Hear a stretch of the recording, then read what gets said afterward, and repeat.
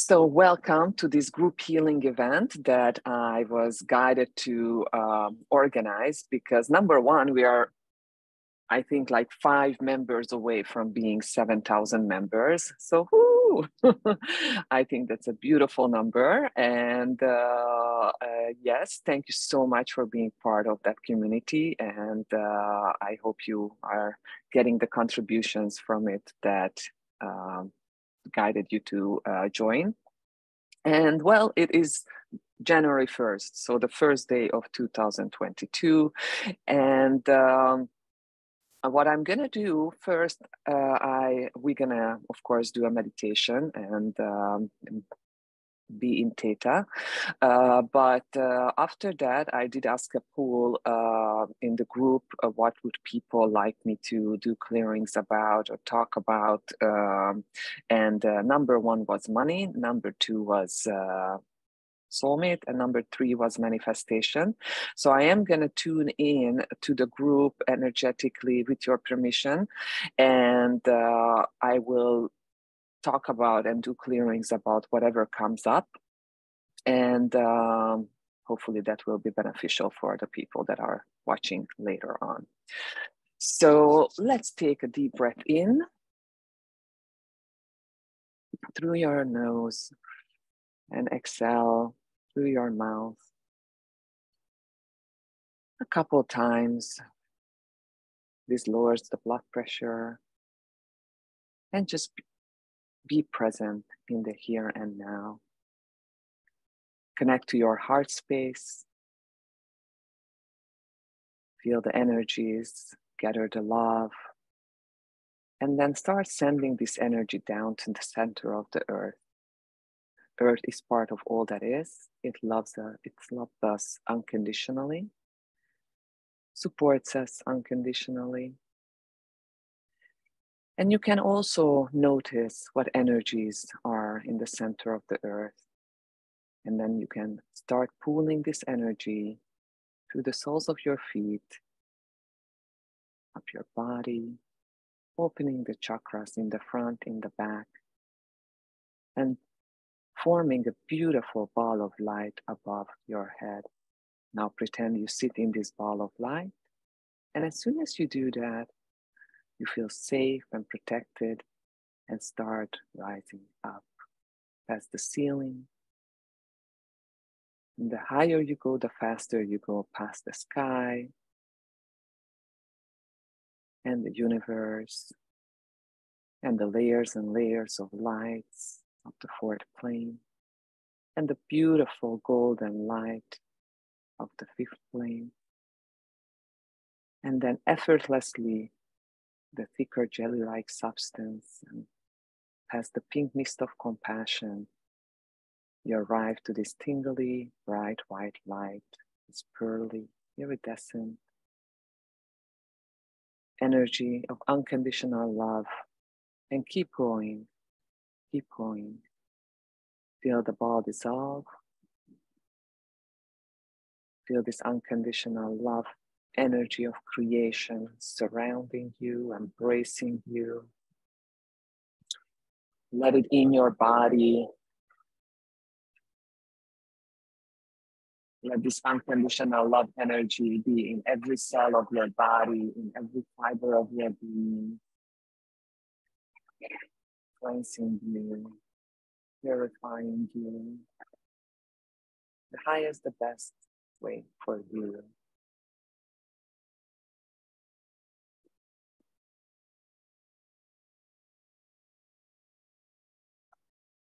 And how does it make you feel to be in this unconditional love energy?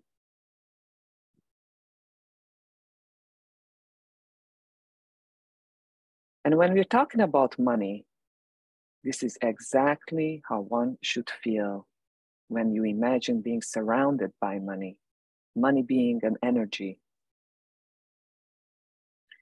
So to start, can the Creator cleanse with unconditional love all the money that you ever had, all the money that your family ever had, all the money that you will ever receive,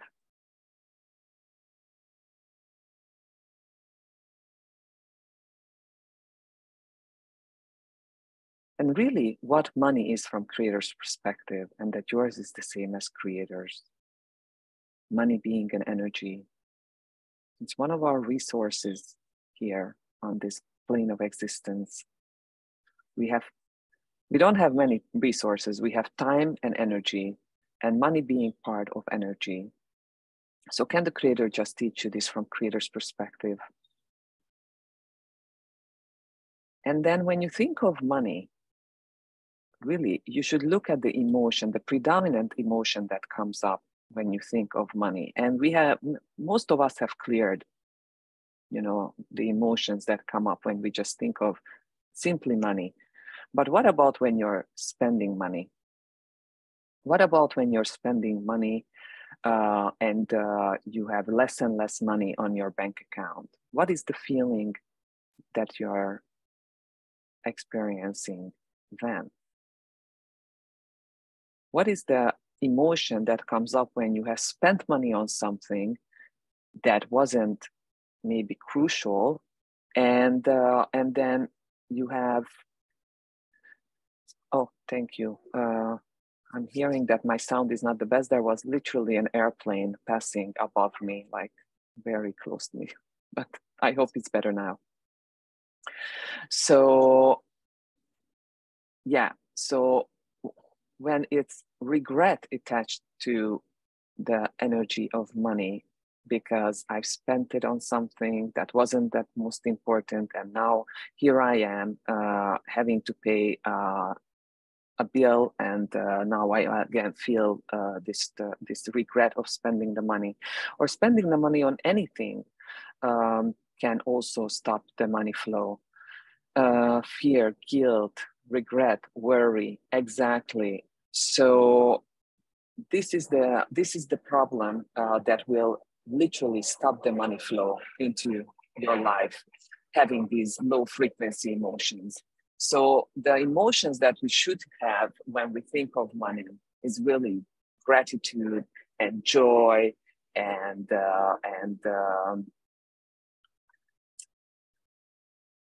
safety. And when you have the positive emotions in your body, when you're thinking of money, that will indeed attract more money into your life. And these low frequency emotions like regret, fear, worry, guilt will be repelling money. So money will come to joy and happiness and gratitude. And the shortcut to manifestation is gratitude. And the key to manifestation is kindness.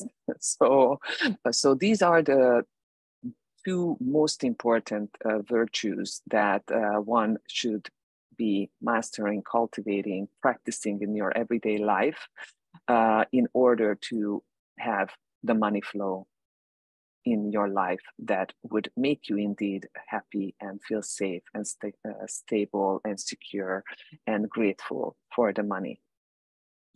And let's go into a little bit about to the manifestation then, because having more money is definitely a manifestation. So when we talk about manifestation, Vajana's book in the 7 Planes of Existence book, which is a perfect recipe for things that you would like to create in your life, she talks about 3 laws that we need to be able to connect in order to manifest instantaneously. The primary law, the law of vibration, the secondary laws, the law of attraction, and the law of illusion. And the virtues are the same to connect to all these, all the 3 laws. It's acceptation, creativity, detachment, determination, fairness, faith, focus, forgiveness, hope, humor, imagination, joy, kindness, love, mercy, nobility, pure intent, purity of heart, tolerance, trust, wisdom, and wonder. And kindness being, she says, the key for the manifestation. And for me, the biggest shift was detachment. And it's different for everyone else. What is really the key that is missing from your manifestation? So for me, detachment was letting go of the expectation on how and when and from who and in what circumstances will I be receiving the money.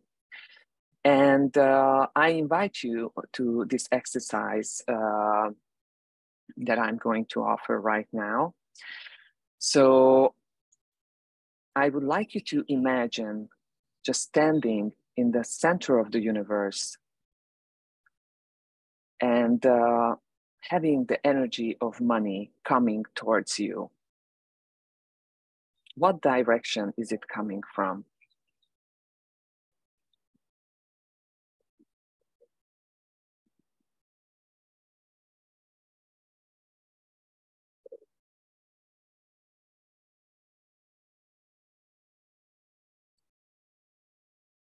Very good. One person says from the right.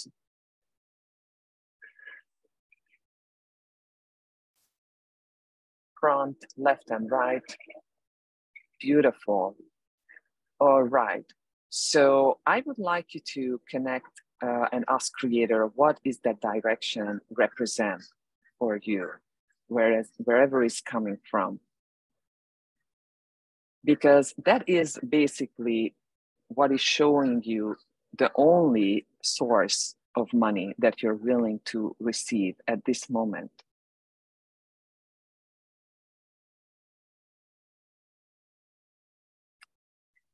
And well, you can of course do digging on that. However, for now, I would like you to imagine the money coming to you now from more than one direction and coming to you from above and under and from the right and from the left and from behind and from the front. And how does that make you feel?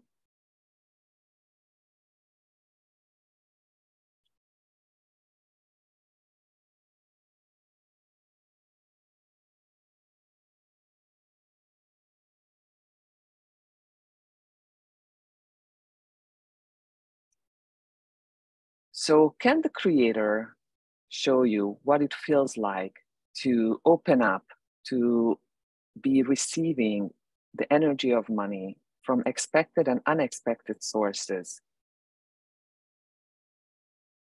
always cleansed by unconditional love?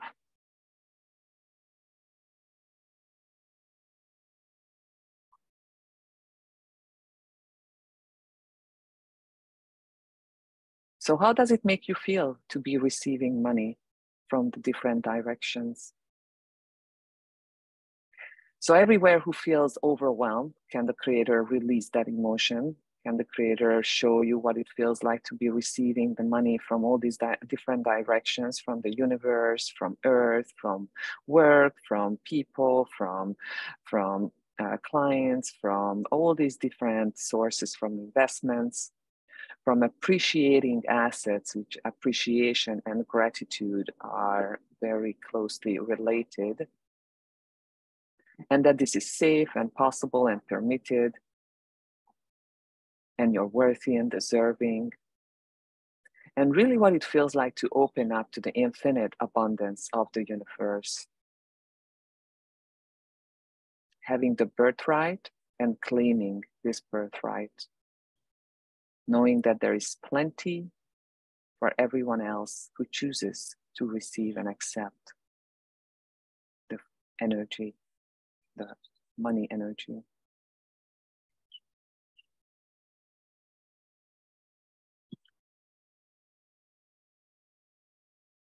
So let's talk about the law of vibration. So everything has an energy. Everything is vibrating at a certain frequency. So if I am thinking of money and I'm feeling guilt, I am attracting more situations into my life that will be giving me more guilt. If I'm thinking of money and I'm feeling worry, then that is the vibration, the frequency I'm sending out to the universe. So I'm creating more situations where I'd be worried about money.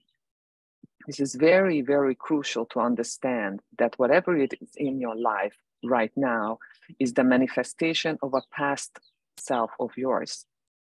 And to really be responsible and feel responsible and accountable, what are the energies and the emotions that you are sending out, and what is the vibrational match of the universe that can provide for you when you're sending out that certain frequency. Okay, so who said it was regret? Yeah, regret. Let's look at regret. Tristan, I think you said regret. Could you tell me when was the last time you regretted buying something?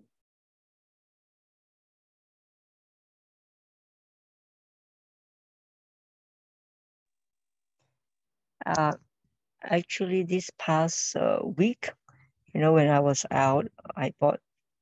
It's not expensive. It's just that New Year is coming and we buy new clothes, shoes, and it's almost like every time I go out to any place, I will buy something.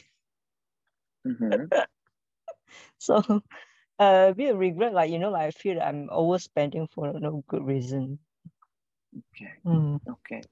So, do you think you deserve buying yourself something after you work for that money? Yeah. Well, thinking and feeling is totally different, you know. Yeah, I think I do deserve it, but sometimes, you know, when the time comes and it happens, and then somehow you have different feelings about it.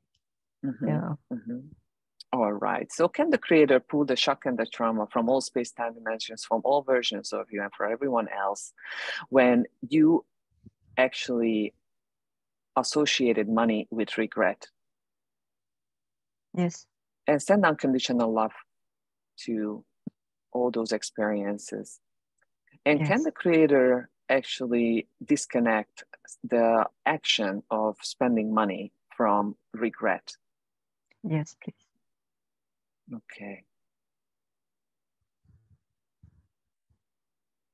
So when you spend money and you felt regret in the past, what is the next thought that you are thinking of?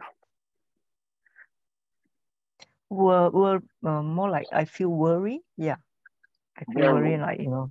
Okay, so what are you worried about? What is the worst thing that can happen to you?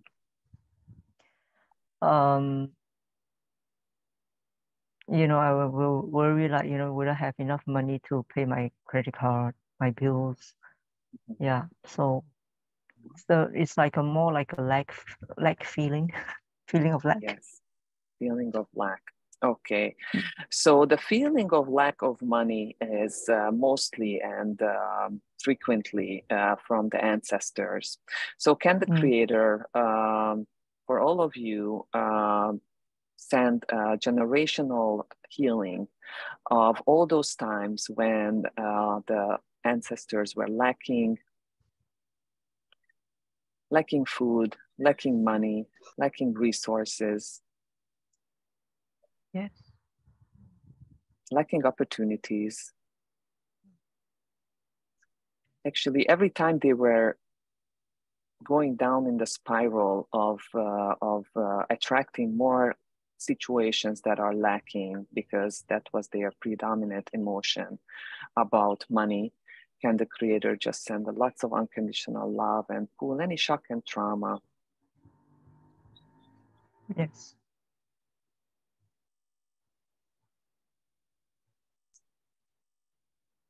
Can the creator teach you and your ancestors what plenty is from creator's perspective, what plenty feels like with new molecules of emotion, new neurological pathways and the receptors to be activated, the feeling of plenty? Yes. Everywhere where plenty was actually associated with judgment, can the creator just release the judgment from plenty? Yes, thank you. And connect it to what it feels like to accept plenty, to receive plenty, to allow yourself to have plenty. What plenitude is. Yes.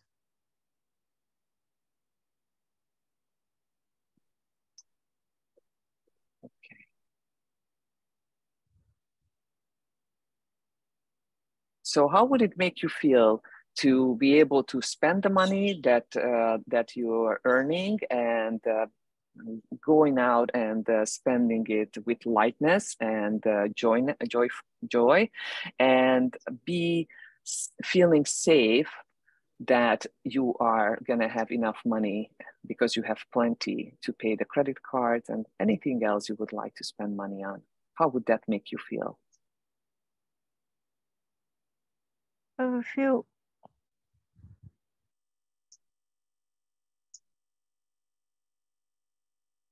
I don't know, there's still a heavy feeling in me. I do not know why. Mm-hmm. There's a So what is that heavy? Where is that heavy feeling in your body?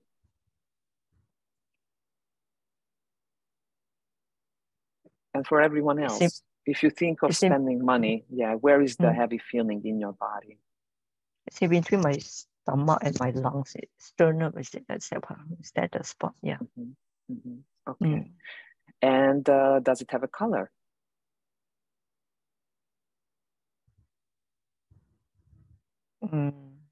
Like orangey brown. Mm-hmm. Mm-hmm. And if you ask Creator, what is this energy representing? What is the answer that you get?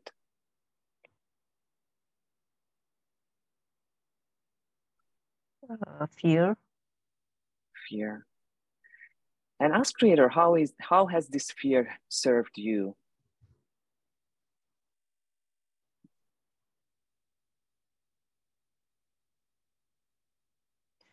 Makes me be more diligent, it's like more careful in my spending. Mm-hmm. Mm-hmm. So to Not be wasting diligent, money.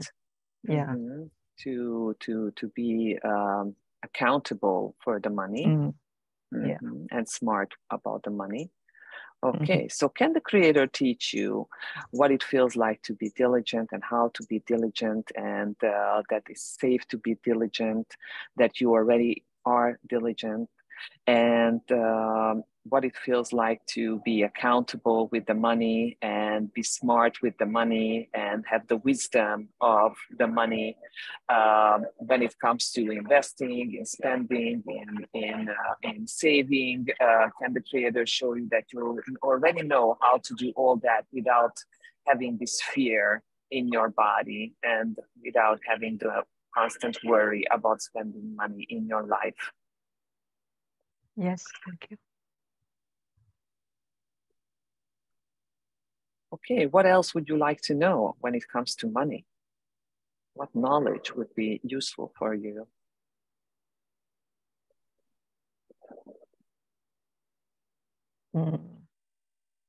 How to handle money. Yeah, handle money with care.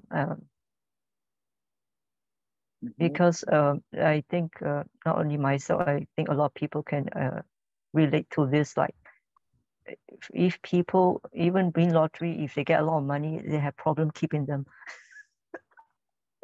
Yeah, so I feel this is also one of my fears. Yeah, the fear of losing. Yeah, the money. If I all of a sudden have money or a lot of money, yeah, I have a fear of losing money. Okay, so can the Creator send the healing and pull shock and trauma from to all space down dimensions, to all versions of you, to, of course, all the ancestors that lost money or lost anything that that was their property, or any valuable? Just asking Creator to send lots of unconditional love, and what it feels like to be able to take care of your possessions with ease and grace, and asking Creator to help you in being able to handle assets the easy, the highest, the best way for you, with cleverness, with wisdom, with accountability, but with ease and grace. Yes.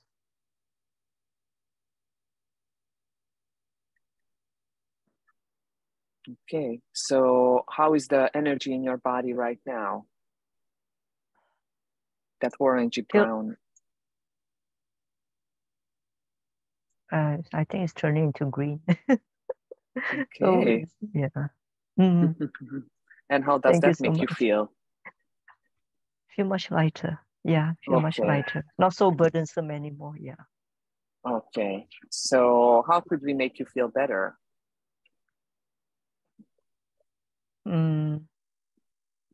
So can the creator also bring in playfulness with money and joy with money? Oh yeah, great.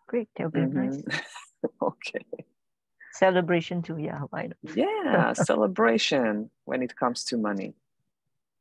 Yeah, that's good. Good. All right. Thank you. Thank you for that. Thanks so much, zsuzsa. Thank you. Anyone else whose energy is still heavy when you think of money and spending money?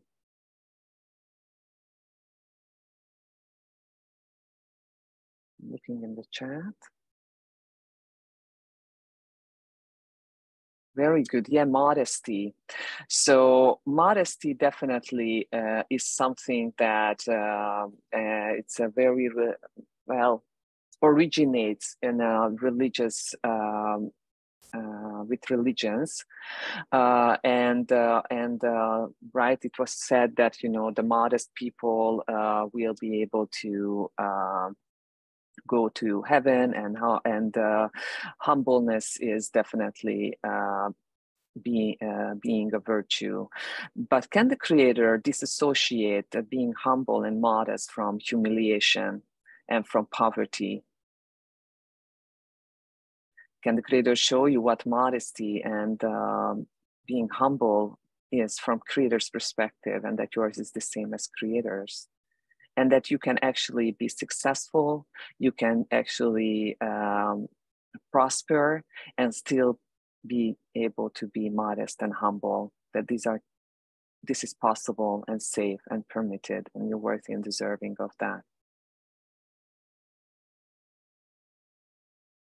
Okay, can the creator also pull the shock and the trauma from all space, time, dimensions, from all versions of you when there was humiliation? And just send unconditional love to all those experiences.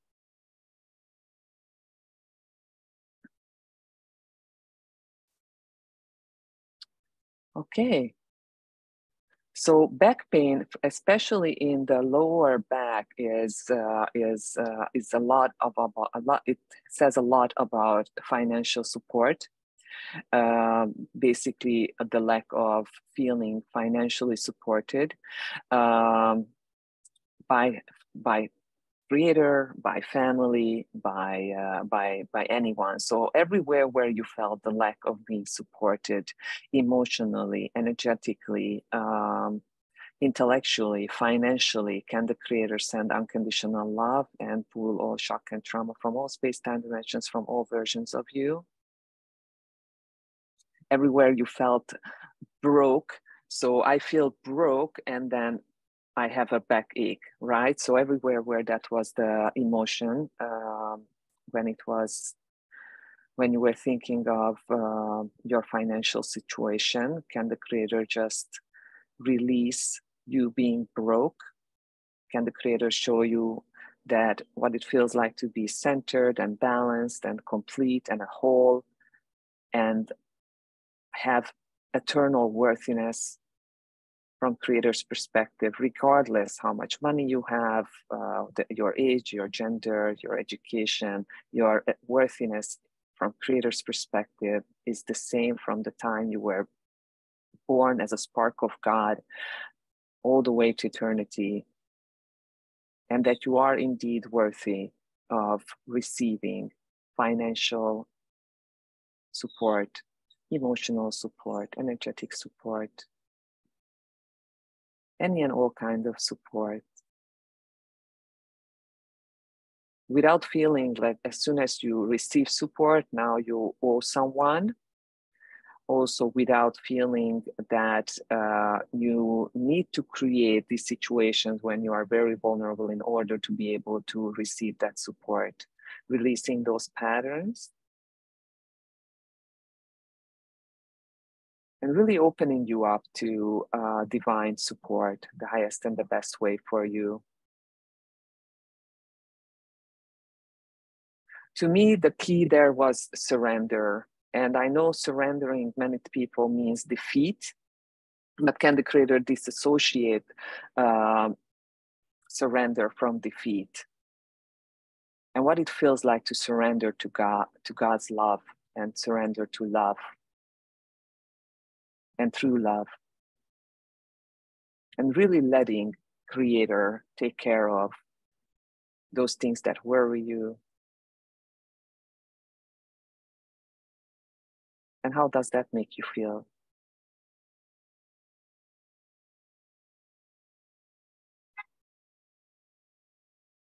Okay, a lot of messages. Emotional shopping out of boredom. So everywhere where that was, it's an addiction, you know, a shopaholic, they even have that. So people just going and buying things that aren't really that necessary for them, and then feeling again regret because they did so, or guilty for doing so. So everywhere you did that, can the creator just pull the shock and the trauma and send unconditional love? And can the creator show you how to be really grateful that you're actually able to do that, you know, to be able to actually go and just buy things just because you like it. I mean, that's abundance. So everywhere you made yourself wrong for having abundance, can the creator pull shock and trauma and send unconditional love?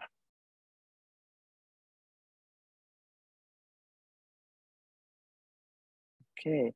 And the problem here is that you're going out because you feel like if I buy those things, it's going to make me happy. And then it's not making you happy because the happiness is really inside of you and not in the outside sources. So can the creator just teach you creator's highest perspective, definition, understanding of happiness and how to find the happiness inside of you? And yeah, let's see, where is happiness in you? Ask creator, where is that ability in your body to be happy, to embrace happiness, to allow yourself to have happiness and joy?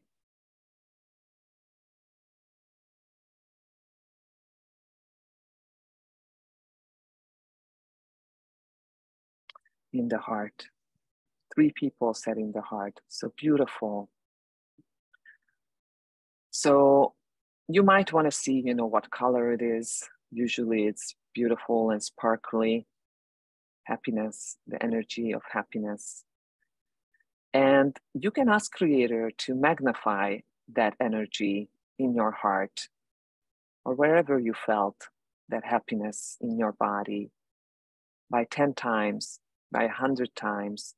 And imagine the shower of unconditional love coming down on you and penetrating your skin and filling up all your cells with unconditional love and magnifying this energy of happiness in your heart, extending it to every cell of your body, to all your chakras.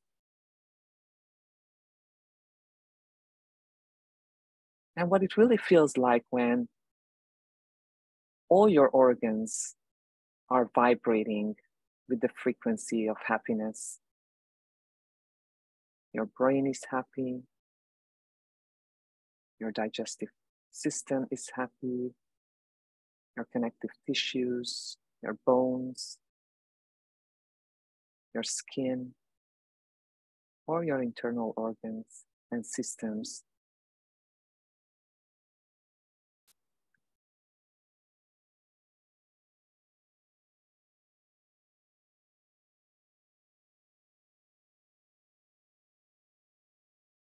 And it extends, right?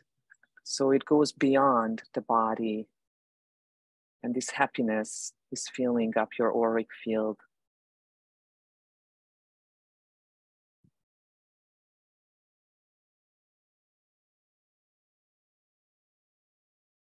And when you are vibrating with this frequency, what are you attracting?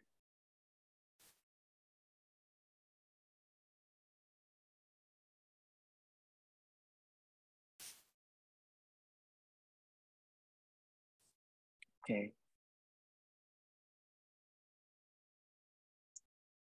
So someone wrote that she has this fear of everything exploding of happiness in a negative way. So can we release happiness from causing explosion, from causing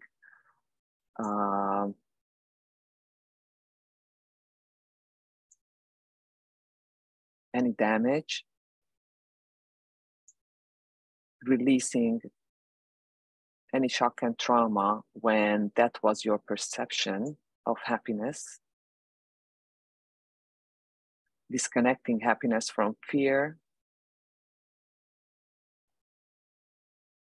and teaching you again Creator's highest perspective definition, understanding of happiness, and yours is the same as Creator's.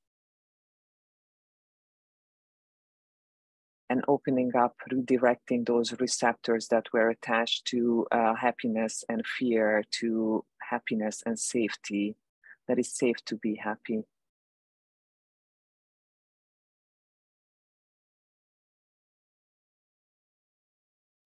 Can we release happiness from being the having connection to death?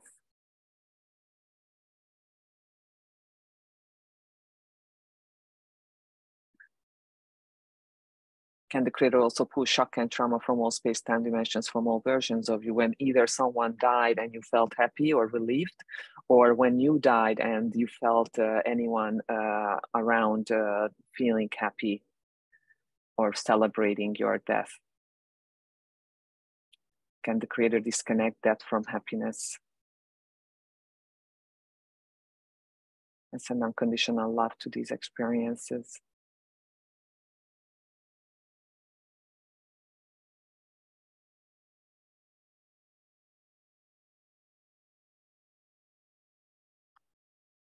Okay. So only when you're feeling joyful and happy, people come to you and complain, or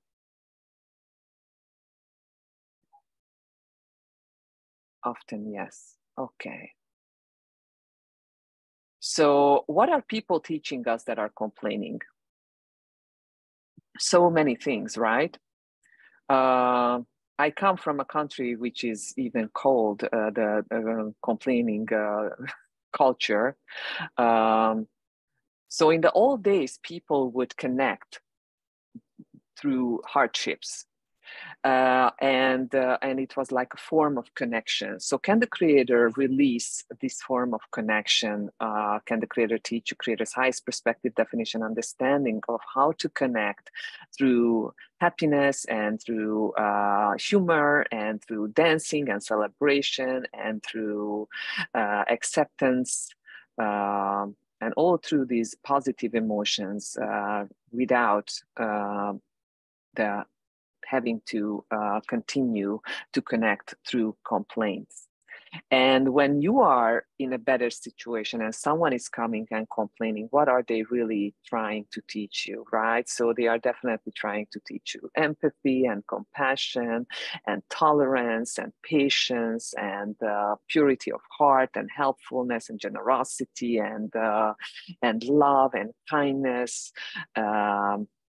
So many virtues that can be thought by someone being negative and a complainer around us. And of course, boundaries, right? I mean, when is it enough? When is it enough to let people lower my frequency, my vibration, when I have worked so hard to raise my vibration, and here I am happy, and then someone comes, it's like I'm inviting that person to teach me all these virtues by complaining.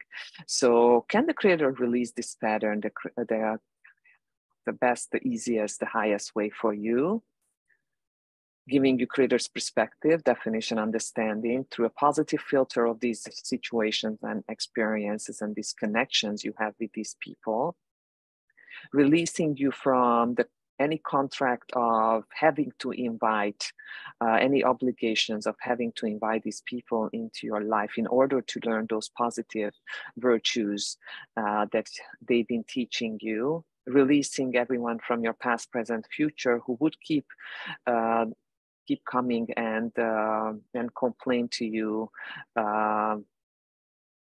that are actually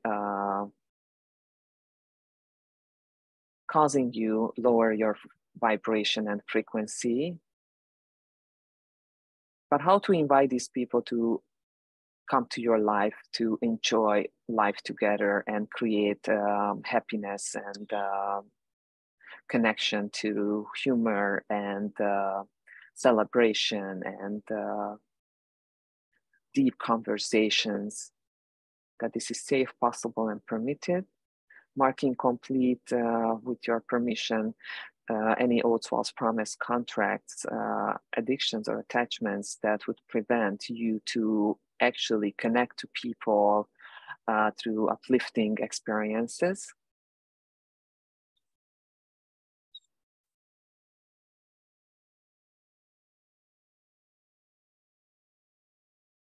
Okay.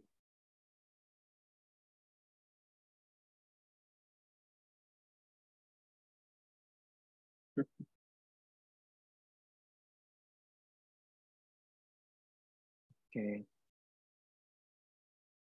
Yes, and can the creator show you how you can still belong to your family and to your community and even to your country without having to continue this complaining pattern? So when we are complaining, we are lowering our frequency and we are lowering the other person's frequency as well. So it's really a loss-loss situation instead of a win-win situation. So can the creator just show you how to create connections and how to belong and connect to the people without lose-lose situations and through creating win-win situations? And yeah, I had to tell some of my friends, to complain less and let's talk about the positive things that we are grateful for. And it's working out. So, how about being a positive input? How about being an inspiration? How about being able to find positive things in your life and expressing gratitude, appreciation for those?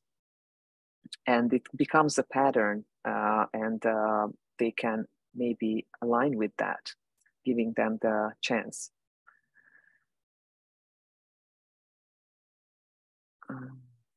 Okay, so let's talk about gratitude. There is a misconception about gratitude, and because it's the shortcut to manifestation, it's important to talk about gratitude.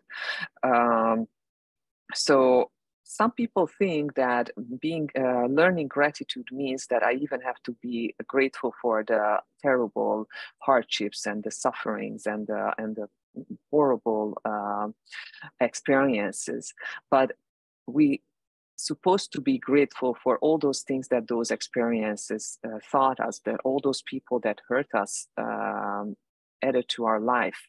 When we are able to look at people and situations through the lens of gratitude and really looking at it, what I got out of it, how did this benefit me, how has it motivated me, then forgiveness becomes easier and everything becomes lighter, and you'll be able to find the blessings in your life and being able to be grateful for all those things that will bring you more things into your life that you can be grateful for.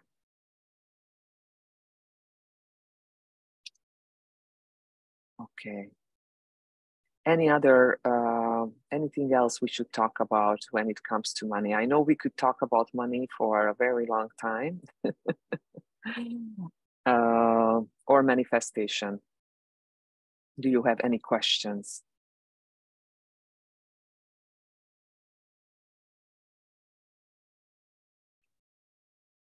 You're hearing the word pain. Okay, when it comes to money,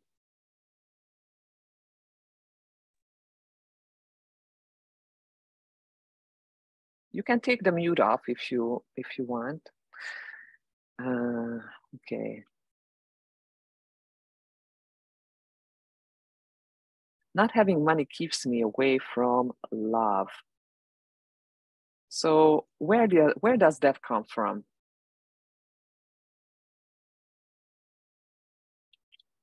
Everywhere where money and love got connected, everywhere where you disassociated, everywhere where you associated love and money, can the Creator send unconditional love and discernment and awareness and disconnect love from money?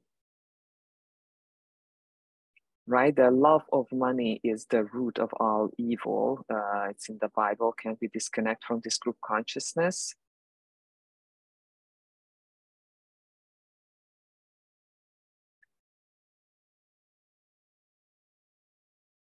Can the Creator show you that it's safe, it's possible, it's permitted to have money and love in your life simultaneously, that this is possible and safe and permitted, and that you're worthy and deserving of having love and money and even happiness in your life? Yeah, women that had married for money, yes. All sold their body for money, or what else have we been forced to do for money throughout history, or our ancestors? I mean, they even say, they sold their soul, or they sold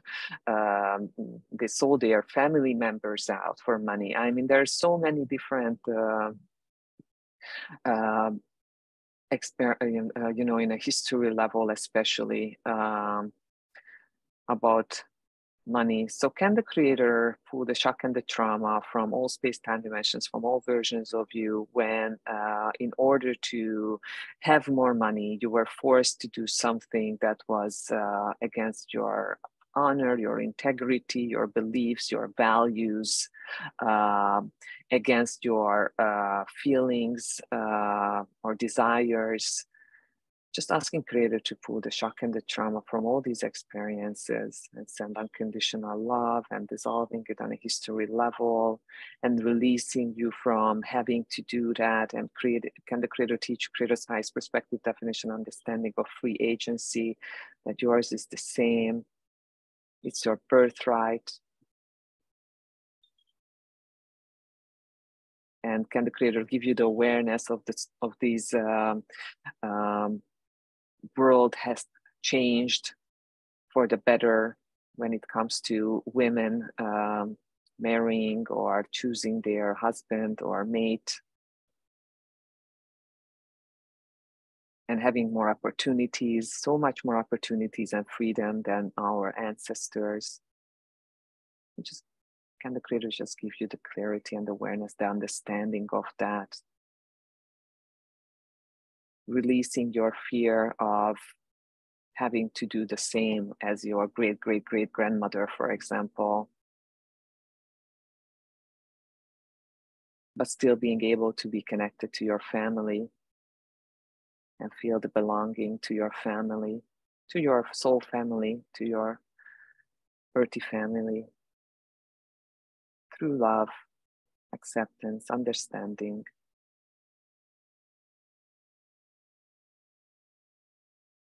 Okay.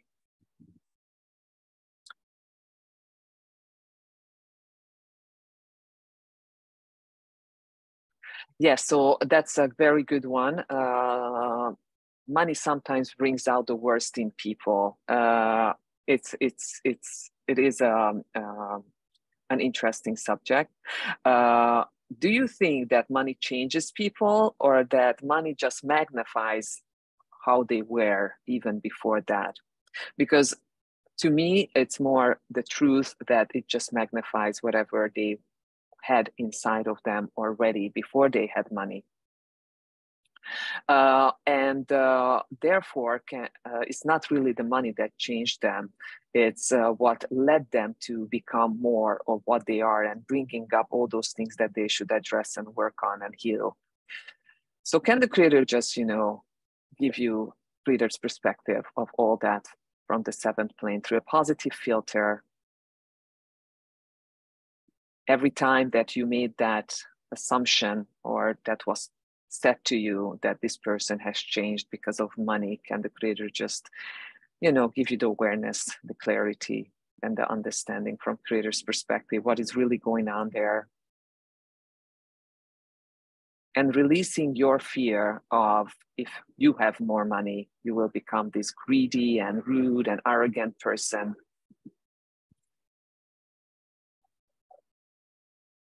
Can the Creator show you how much more generous you can be when you have more money, and how many more people you can help, and how many more things you can do when you have more money,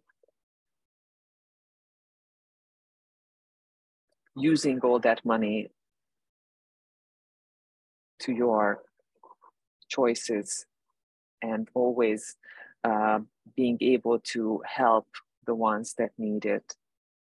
When you have unlimited flow of money. And actually,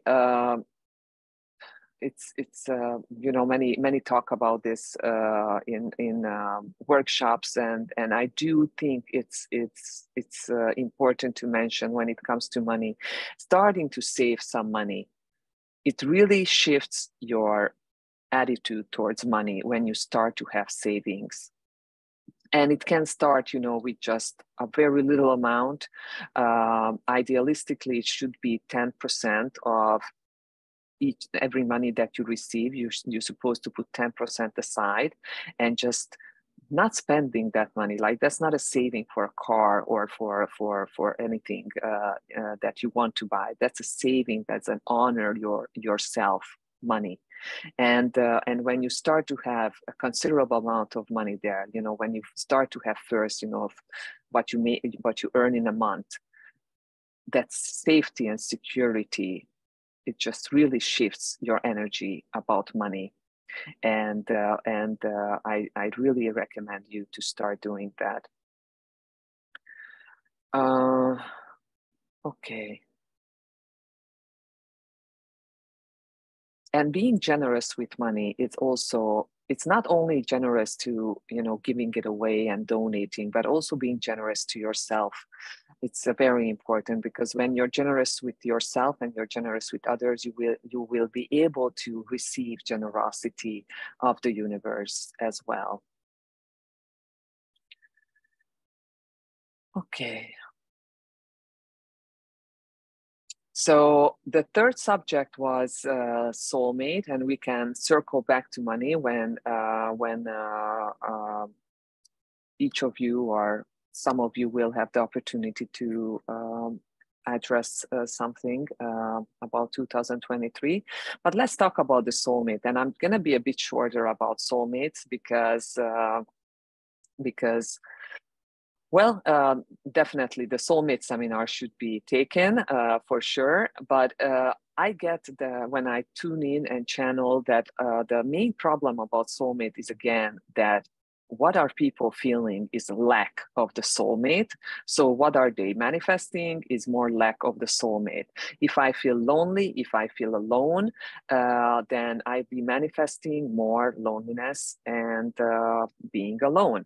And really having those lists, with all those different characteristics that we expect our soulmate to be and have.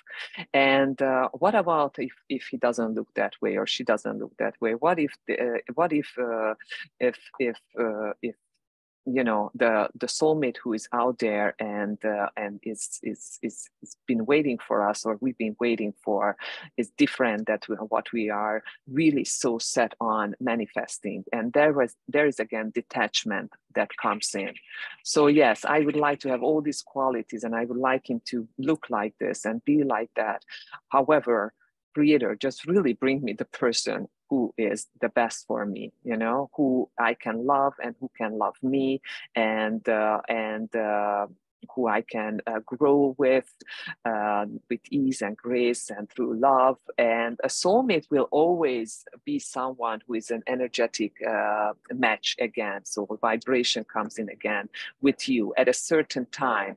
So really just, that's what I'm asking for. Just really bring me, Creator, that man who is an energetic match with me, and who I can love and who will love me, and that's about it. I don't care about anything else at this point. And the soulmate relationships, they really are helping us to grow, just like our closest relationships in life, with our children or with our parents or close family members, and the soulmate, or our partner, significant other, is the other person who will be a huge contribution to our life and we to their lives, right? So really, that's what I've been doing, or that's what I've been guided to do. And it's so much lighter than having, to me, than having a list of all these characteristics and maybe passing by that person who could be the biggest contribution for my life and doesn't necessarily have those characteristics. Of course, having, you know, an age and a gender and that is important, right? But to me, not having that huge list is just so much easier. And really, it's not really about how that person should be. It's about how he will make me feel. And tuning into that, what it would feel like to have that soulmate next to me, who loves me, who supports me, who I can love and support. How would that communion feel like?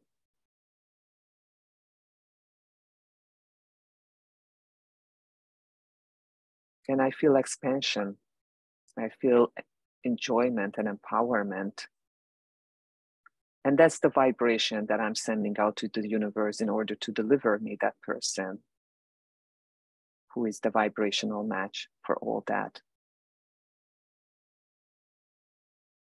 Okay, Abby, come on. Why does it feel undoable? Oh, hi, Zsuzsa. Hi. Happy New Year, everybody. Happy New Year. I'm posting in the chat box that, because my mom's still very overprotective, especially with what happened recently to my family. And she knows, I mean, if it's okay to quickly share, ever since I hit puberty, she was paranoid about me running off with boys, but I've always been boyish. And so when I have guy friends since I was 3 years old, it's because I have more masculine interests. And for some reason, she didn't want me to get into that. And for some reason, she was just paranoid about my relationships. And even if I did get engaged 23 years ago, that lasted for 6 years, it's like she was really against me having a relationship. And now that I'm not in a relationship again, she's like wondering if I'm picky or whatever. And I've been asking Creator, like, why doesn't she want me to get married? But that's because she doesn't like to be blamed for the dysfunctional marriage that my parents had. But she just, again, is being overprotective. Like, she's saying, you should choose your blood family over everybody else. And I'm not really thinking about marriage, but now I'm thinking there is a soulmate, but the person's not reaching out. We have also the same situation, like an abusive mom, that at least he overcame that. feeling as family, but for me, it's like I'm back to square one every time with my mother. I hope that made sense. Mm-hmm. Okay. Well, when do you think it's healthy to actually be out of the shadow of your mother? When would be the age for that? I was thinking like I'm 44 this year, and she still treats me like I'm not even that age, but at the same time I can feel. So how old do you think you are in her eyes? She treats me still 5 to 16 years old. Okay, so how is it benefiting you to be treated by your mother like you are still a teenager?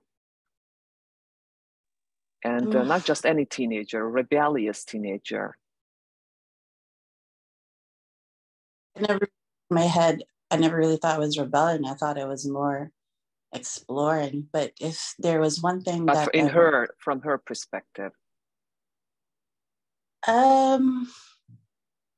Because she keeps saying that it's she's okay. a mother. So just Abby, just connect. And how could it benefit you in any way to be treated by your mother as a 16-year-old rebellious teenager? Things coming to mind. Oh, nothing coming to mind. But she's learning how to be a mom. She's learning how to be a mom. So can we release you from having to teach her how to be a mom, especially because you're 44? Yes. And any contracts you have to be teaching her as a mom, can the Creator just, liberate you and her from, because, you're not a 18, I mean, for us, children always be our children and maybe even our babies, quote unquote. But to know that after my children are adults, I must release them from this control and really let them flourish and find their own path and loving them from a distance because they are living their own life. So yes, most of my work as a mother is under the age of 18.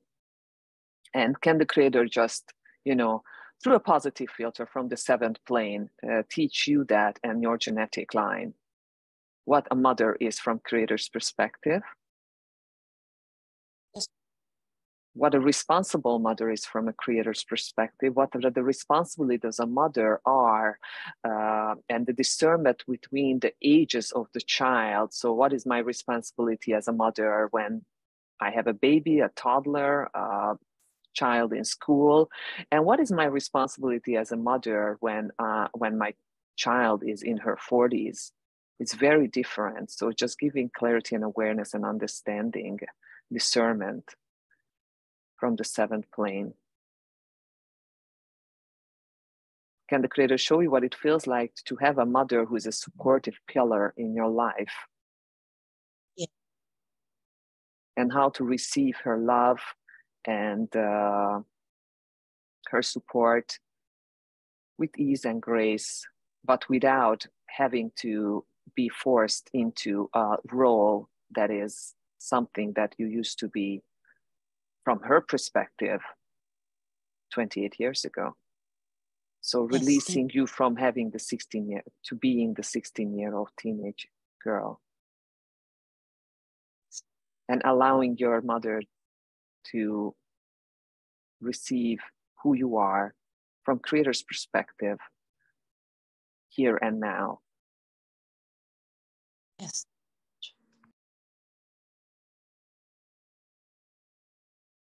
So how do you feel about the soulmate now?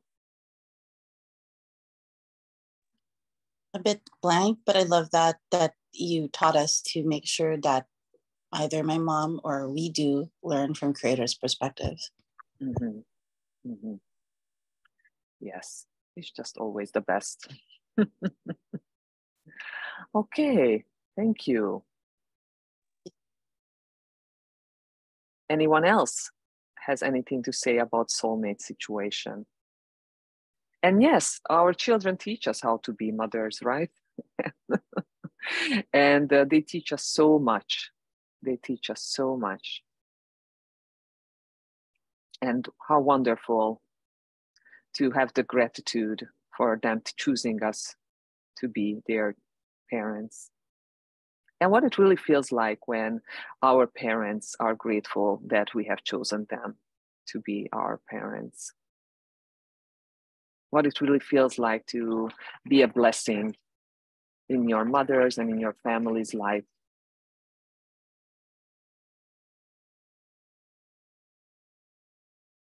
Beautiful. So there is a question. Okay. So one is that you have blocked your soulmate, that space of even having a soulmate in 20 years. So I would like to ask you what you've been doing in the last 20 years. Where have you focused? So wherever attention goes, energy flows.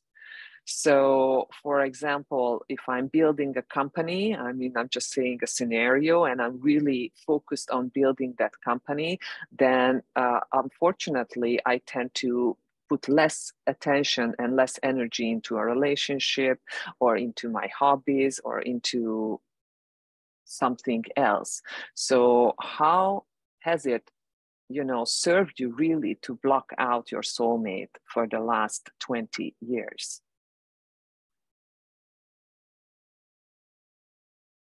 Protection. Yes, protection. But protection of what? So what do you think a soulmate would cause you that you need protection from? From heartbreak. Yes. Okay. So first of all, can the creator release anyone's ability that you believe that someone can break your heart? Can the creator pull shock and trauma from all space-time dimensions, from all versions of you when you actually felt like someone else broke your heart? Blamed anyone else for breaking your heart, from cheating on you, for treating you unfairly. And I'm asking creator to send lots and lots of unconditional love to heal anyone's broken heart. Actually, I'm going to witness the healing of the broken heart. So if you agree, just please say yes.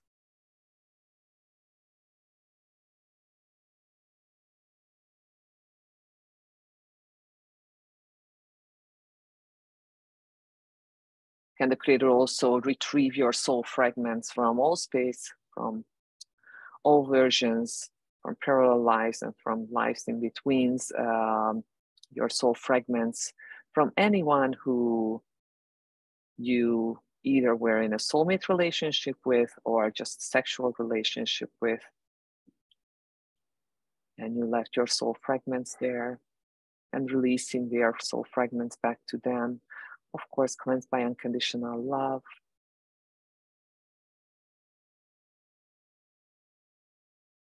Can we disconnect soulmates being heartbreakers like the two? Can the creator just teach you creator's highest perspective definition understanding of soulmates, that yours is the same as creators?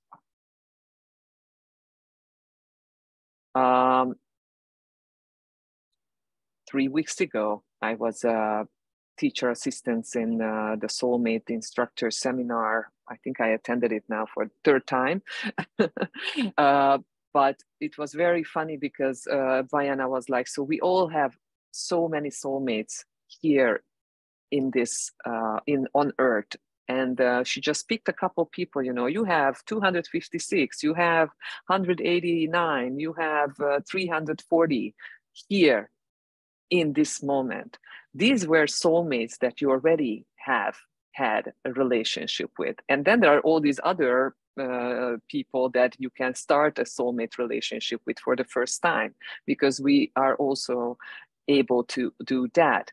Now, these 250 some people could be that one is only a newborn, right? And the other one is like 95 years old. So, you know, the age and their location and all this and their gender was not determined, but still we have more soulmates here and more opportunity because of the amount of humans that are on Earth to meet a soulmate than ever before.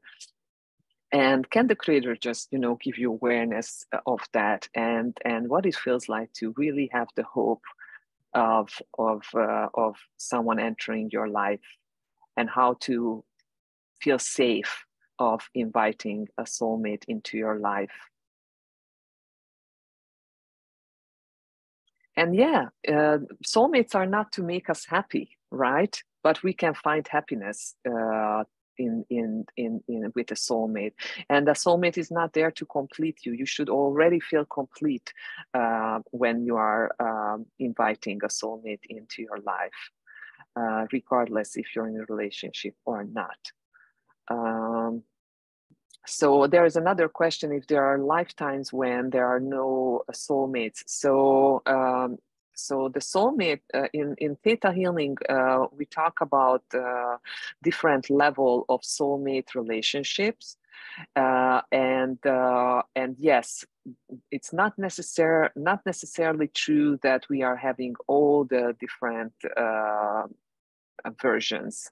But the only one that is not given to us in every single lifetime is the divine life partner soulmate, which is the top, the highest ranking soulmate relationship, because this soulmate you have had an eternity to share with, and you have the same soul mission, and your divine timings are aligned, and you're basically together to complete a soul purpose that you have, the mission that you're here for in this third plane of existence. So it's a very special relationship. Vayana and Guy are the examples of this level of soulmate relationship. But yes, she even says it that it's not not everyone has this match in every single lifetime. Now, there are other levels that are very satisfying, and there is a lot of compatibility, right? We always, Vayana always says to invite the most compatible, because the most compatible is the one that is most compatible to you energetically. And there are some soulmate relationships, for example, the twin flame. I always smile when I see, you know, any twin flame ads on Facebook, for example, how to call in your twin flame, and we will teach you in a couple of hours. And the twin flame relationship is the shortest lived soulmate relationship, because the twin flame is really someone that is just like you are now, or just like you were at a certain age, and it catalyzes rapid growth, but there is mostly drama and terrible lows and amazing highs. So really, that's not what we are trying to invite into our life. But I mean, probably you have had that experience. I know I have had that experience being with a twin flame relationship. And indeed, it can break or feel that that relationship has broken my heart. But what have I really learned? And I think I learned the most acceptance, accepting someone for who they are, and because they were so similar to me and showing me like a mirror. Really, it was teaching me so much acceptance about myself, and that I have invited that situation, that relationship into my life. Okay, very interesting. I have another interesting comment. I have internalized this collective limiting belief that thinner women have more chances of meeting men and their soulmate. And yes, in the Rhythm to the Perfect Weight seminar, we talk about putting extra weight on. Well, number one reason is protection, right? And protecting ourselves from even being that attractive to the opposite gender. However, let me tell you that that many men prefer heavier women and having things to touch.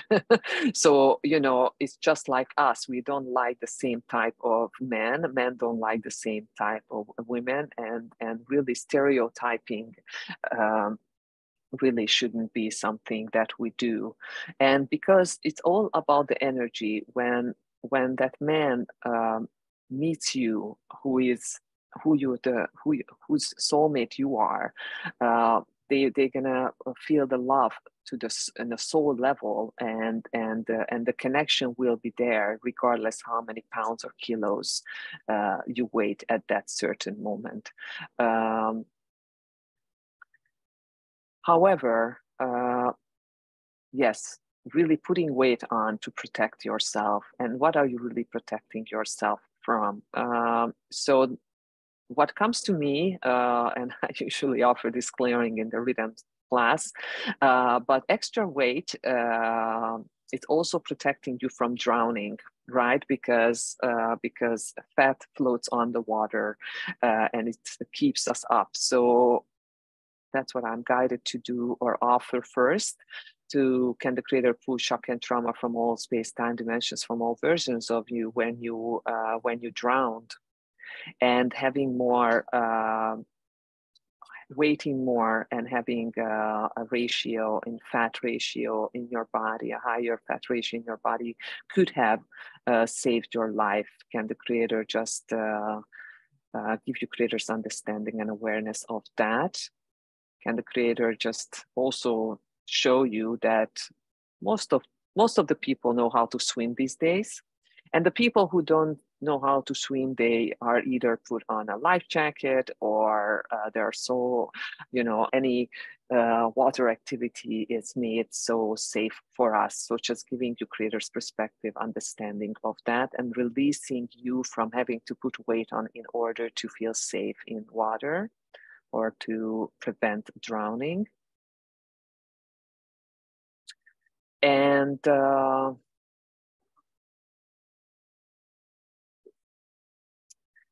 yes, so we put also on weight because of what we eat, and basically toxins, and with that toxic emotions, and anything that it's harder for our body to digest, or it's put into the from the organs, it's pushed away to the fat cells, and they are encapsulating these toxins.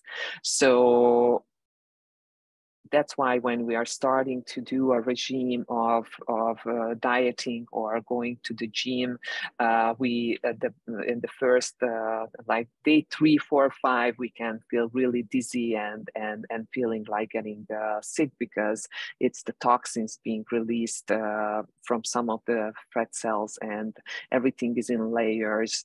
So can the Creator just can I just ask Creator to detox you the highest and the best way for you at this time, releasing the toxins energetically from your body through unconditional love on a cellular level, neutralizing anything that is possible through unconditional love, that this process is easy on your body, with minimum or no symptoms.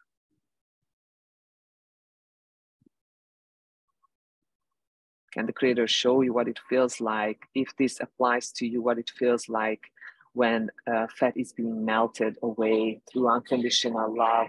Can we release the belief that if I eat, I gain weight? Can the creator replace that if I eat, I gain energy?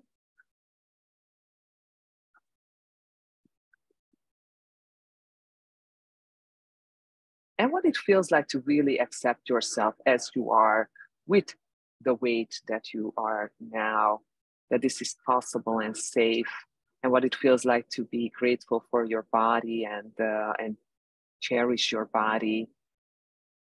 This amazing life support system.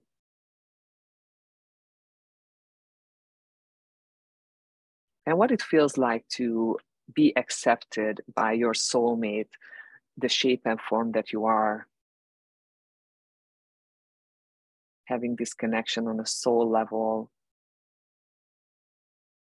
What it feels like to have a connection with a soulmate that is physical, spiritual, intellectual, sexual, intimate. This is safe, possible, and permitted.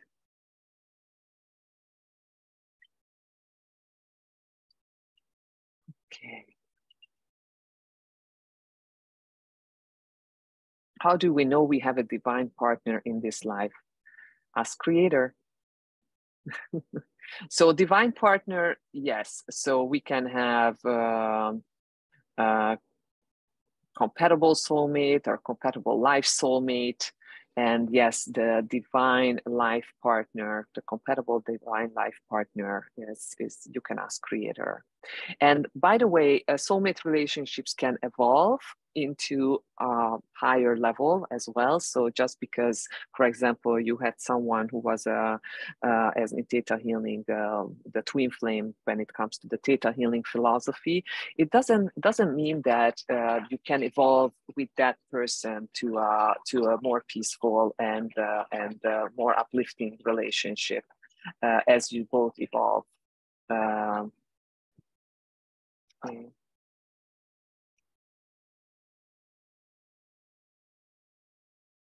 I'm just reading the comment.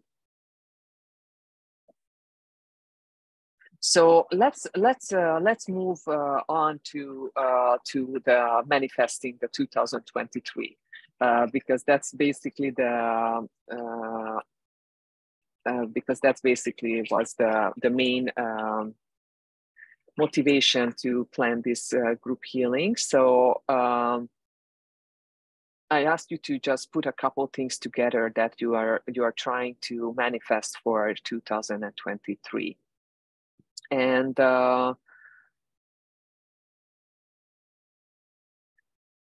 really, I would like you to tune into a year from now,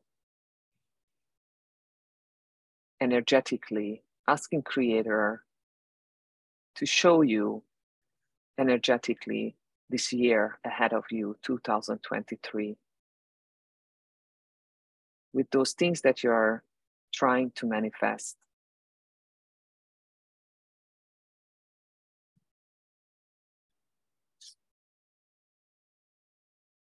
Yes, there is a replay. We are recording this, Tracy.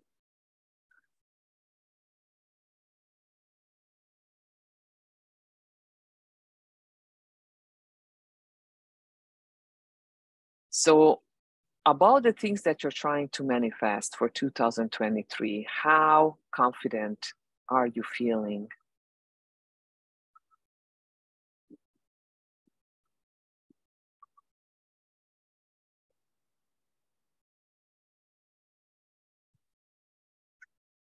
And how does it make you feel?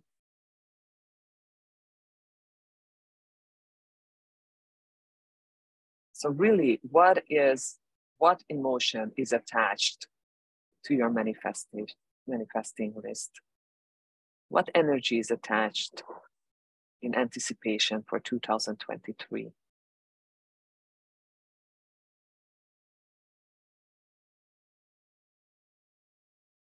Mm-hmm. Oh, very confident and joyful. I like that. 50-50, a bit of frustration. Mm-hmm. Okay. So what is the other 50? So the 150 is positive, and if you would need to pinpoint, the predominant emotion of that other 50%, what would that be? The frustration. What is it representing? The frustration.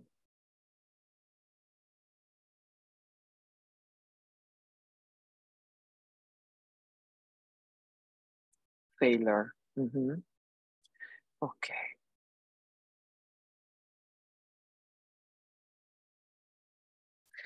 Can we release experiences and situations, and can the creator release when anything that you perceived as a failure? Can the creator just send unconditional love to those experiences? Can the creator just teach you creator's highest perspective, definition, understanding of life, of this human life, and how this is a learning process, and how everything had a divine purpose?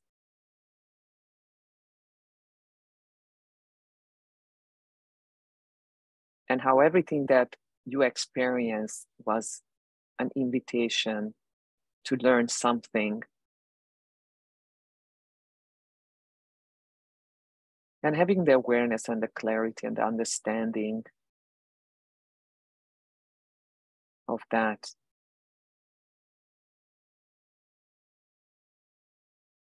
So what have you learned from failure that you perceived as a failure? Did you learn to stand up and do it again and again? Determination, persistence, ambition, motivation.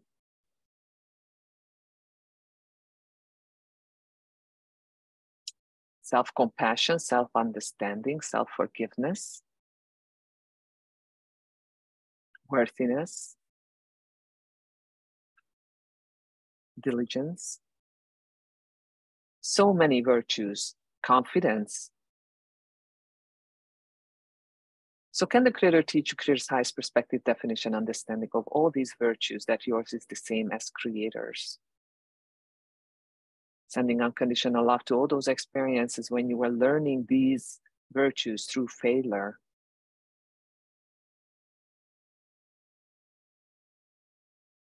Releasing you from any contract of failing in order to pour more effort and do it better the next time. So can the creator show you how you can do everything well and succeed even for the first time? That this is possible and safe and permitted.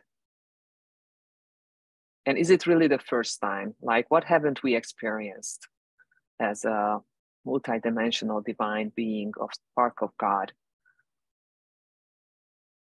So I love that Vayana says, what did I choose last time? What did I do last time? How can I do it better this time? And last time can mean another lifetime, of course, right? So it doesn't have to be this lifetime. How can I do it better this time?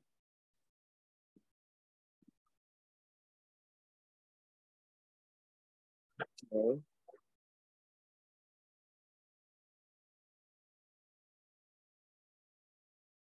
Oh, it's hard to have it all. Asking for too much. Those are kind of connected.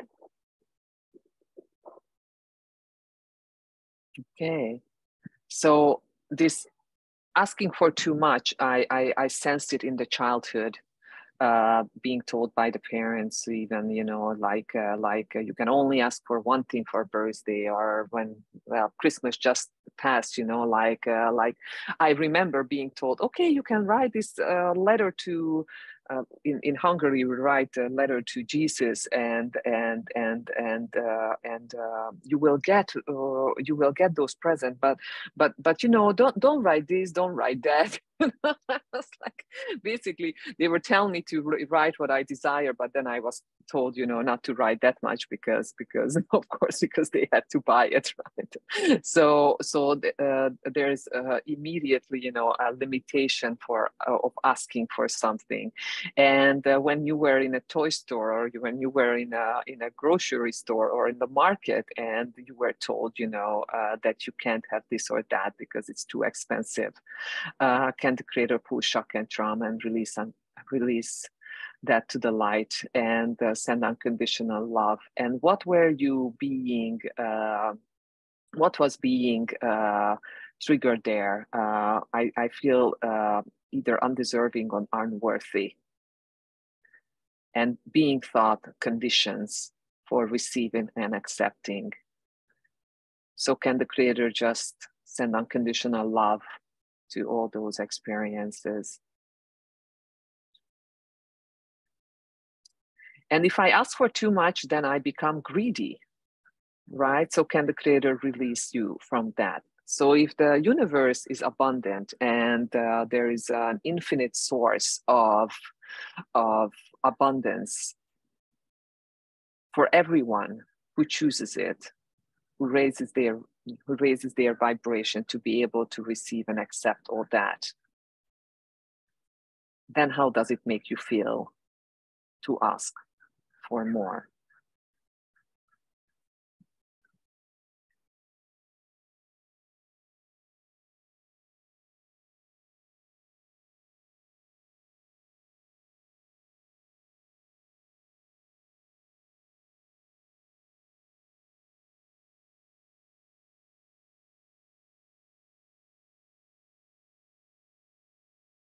Okay.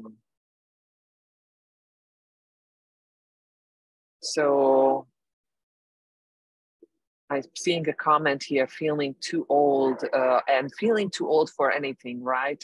In the Game of Life seminar, there's so many muscle tests about feeling too old for success, feeling too young for success, feeling too old for this, feeling too old for that.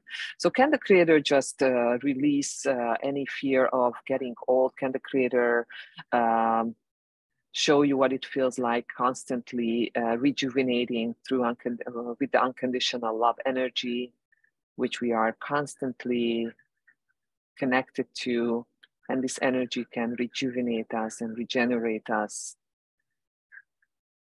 and what it feels like to always feel young and energetic and strong physically.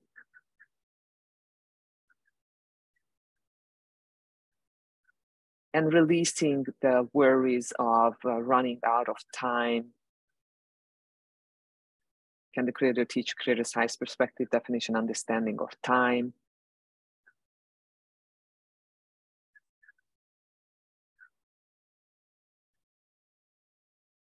Okay. And yes, 37, it is what, the mark is the 40, right? I mean, after 40, having children, well, that used to be, the age to give up on that dream. I do have here in Florida a friend who gave birth last year or 2 years ago. She was 55. Okay. And would I want to have a child at 55? Not idealistically, because I would be 73 when that child is out of, high school.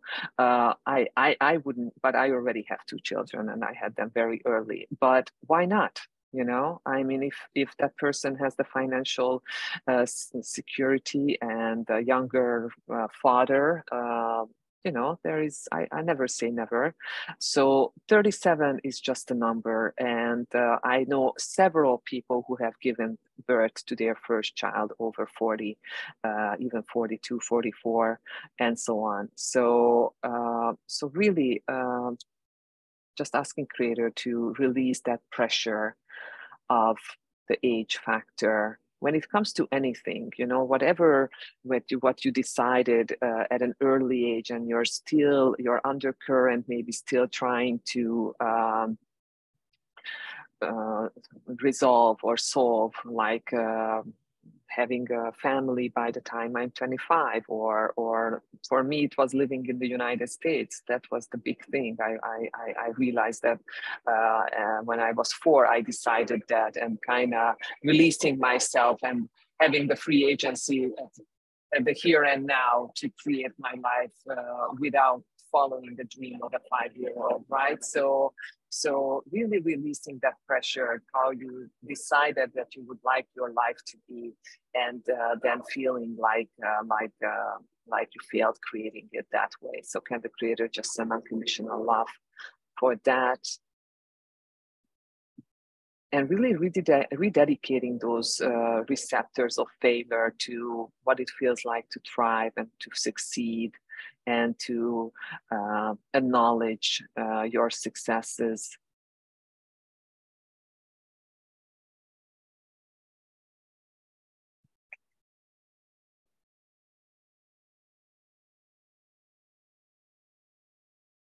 Oh, also selfish for asking for more. Mm-hmm. Okay, so let's talk about a little bit being selfish.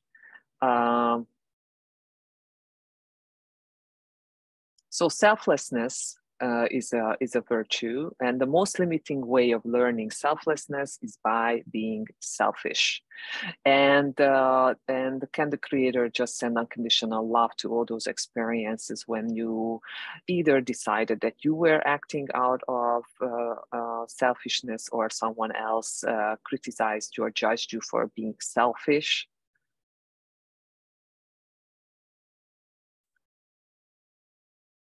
And Vayana says there should be a 40% loving myself and 60% loving others, and that's like a healthy emotional state. However, loving yourself 40%, does it make you selfish? I feel like for many, yes. So can we just release you? Can the creator show you that you can love yourself, and you can also, your needs and wants and desires can be important to you without feeling egotistic or selfish or greedy? And in the same time, you can have a balance of yourself being important to you, but other people being important to you as well. And this can have a beautiful balance in your life. And you can be generous to yourself, and you can be generous to others, and you can do things selflessly, but without sacrificing yourself, your well-being, your time, your happiness, your health, your life. So sacrifice is a choice. However, everywhere where you thought it was necessary or a must to prove something, can the creator send unconditional love and pull the shock and the trauma it has caused you?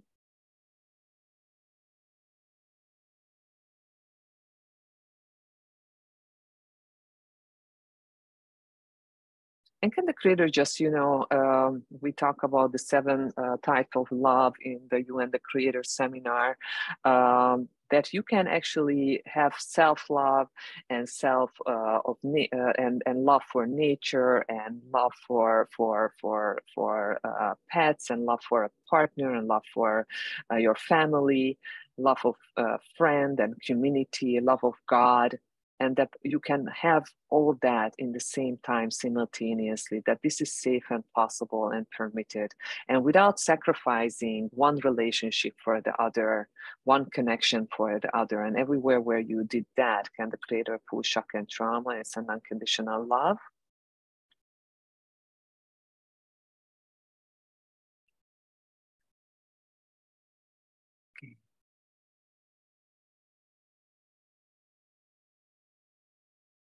Oh, thank you for sharing. So someone's mother had was giving birth at 46 to them. So here you go. Okay, so yes, just like So when we are talking about virtues, we are talking about being able to give that to ourselves. So practicing that on ourselves, being able to give it to others. And the third aspect of it is being able to receive it from others, or being able to respect that quality in others. Yes, here it's already loving ourselves is already being selfish or greedy, that we have to keep sacrificing for others. So where does that come from? Where does that really come from?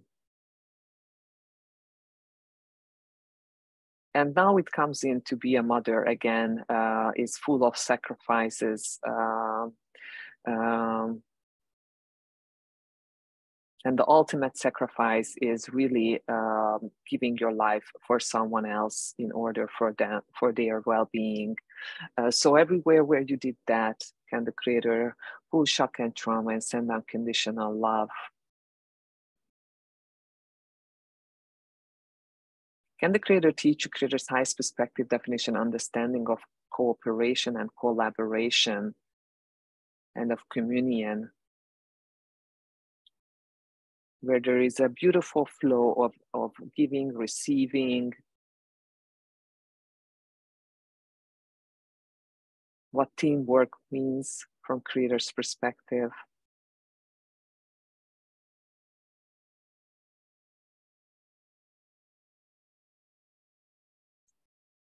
And can the Creator disconnect self-love and love from greed and from selfishness?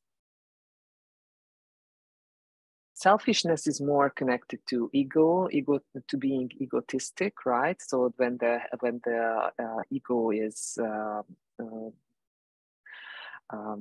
acting out instead of being healthy, because healthy ego is important, as also this is also in the You and the Creator seminar, that we talk about the different aspects and the different levels of the subconscious.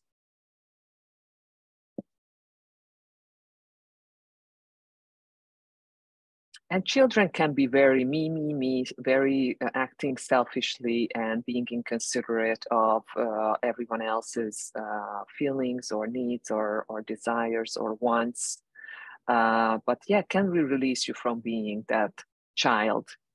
Can the Creator really teach you what it feels like to have a mature mindset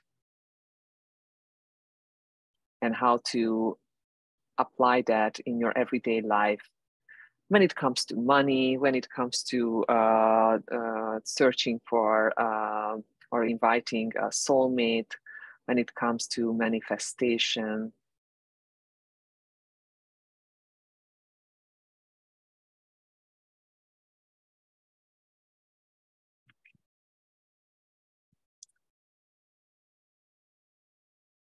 Okay.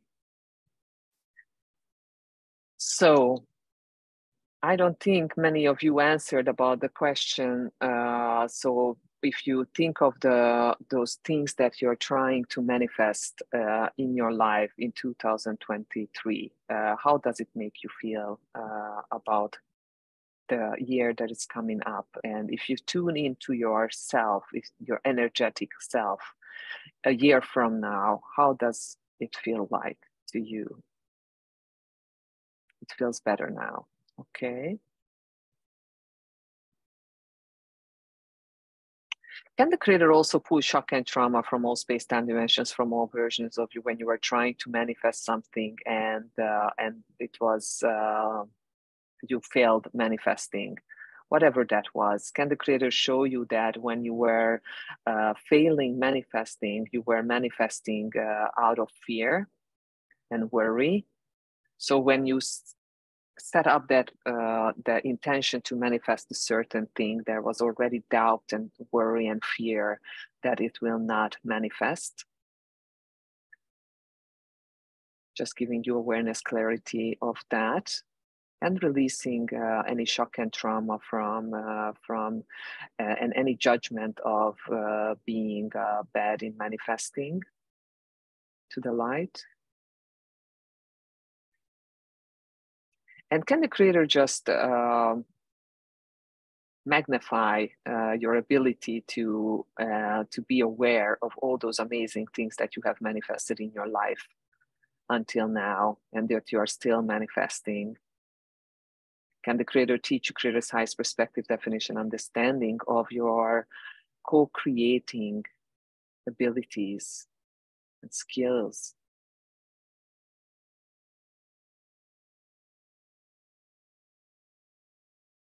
That you're a spark of creation,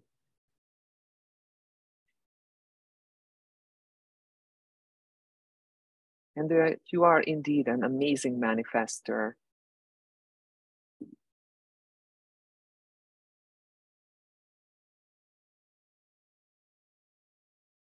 And yes, beautiful, how to manifest from love and joy and gratitude. So if you're trying to manifest an object, a thing, something that you will need to probably buy or be gifted to, it's really, really useful to go out and try that out. So maybe, you know, if it's a car, then go and test drive that car. Really pretend, you know, this is my car, I'm driving it. How does it make me feel? What do people think about me driving this car? How is it affecting my relationships? You know, clearing all that, any fear of being judged for having that in your life. And really just doing clearings and asking creator to release any lower frequency emotions until what you're trying to manifest, you can really just feel pure excitement, joy, gratitude, safety, peace, love of having that, and of that version of you that has that. Now someone can see it happening. More confidence, more faith. Beautiful. Okay, but there is overwhelm. So overwhelm of trying to manifest certain things, or overwhelm when I imagine having all those things that I'm trying to manifest, or when you tuned into the year from now, it was an overwhelming feeling. Could you please just specify?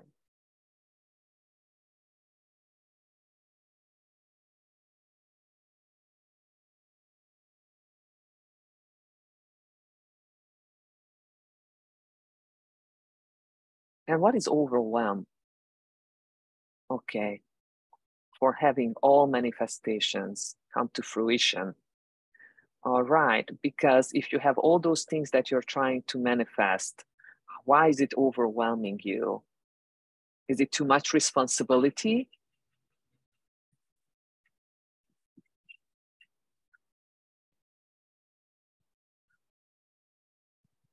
Okay, too much responsibility. Mm-hmm. All right, so as this is the connected again to the how to handle money and how to handle when you have enough money to invest, and how to invest and having the wisdom and all that, let's do what we do in animal seminar. And excuse me, there are some animals here. When what we do in access in the animal seminar, in the planes of existence seminar, when we connect to an ancestor who had that ability, and we bring it forward through our genes, that knowing that wisdom. So please start pulling the energy from the center of the earth through your body, forming a beautiful ball of light above your head. Pretend you sit in this ball of light and start to go up, up, up. The higher you go, the faster you go past the universe and the layers and layers of lights and the golden light, and effortlessly past the jelly-like substance, and past the pink mist of compassion arrives to this tingly bright white light.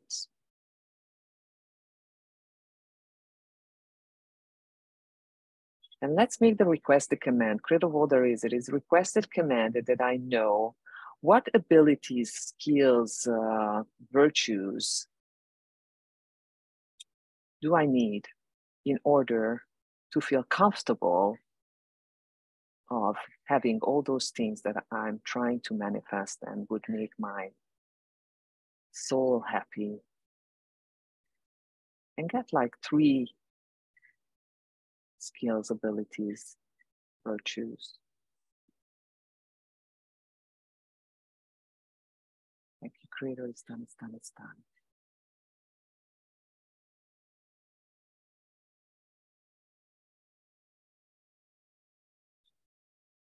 And then bring your attention back to the 7th plane. Gather the energy of unconditional love.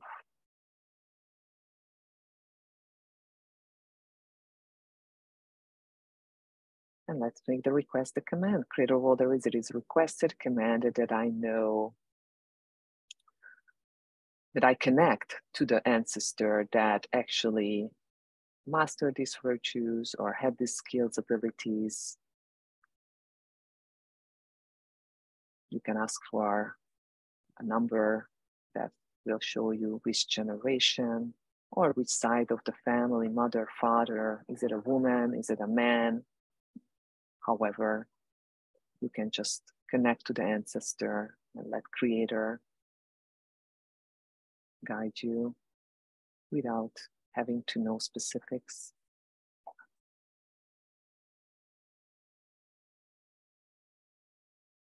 Thank you, Creator. It's done, it's done, it's done. And now we can ask Creator to bring those abilities, skills, talents, virtues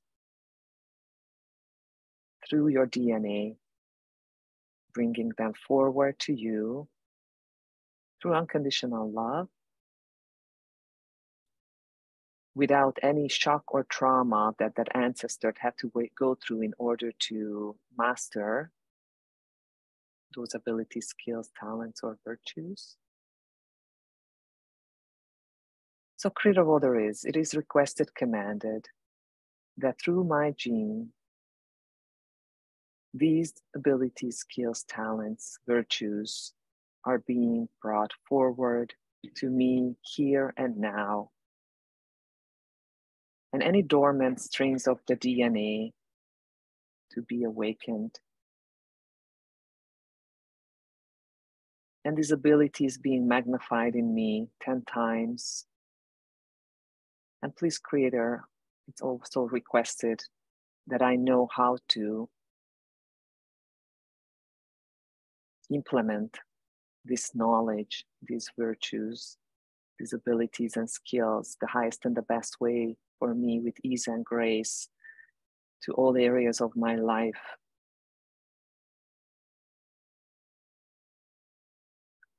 Please show me, Creator. Thank you. It's done, it's done, it's done.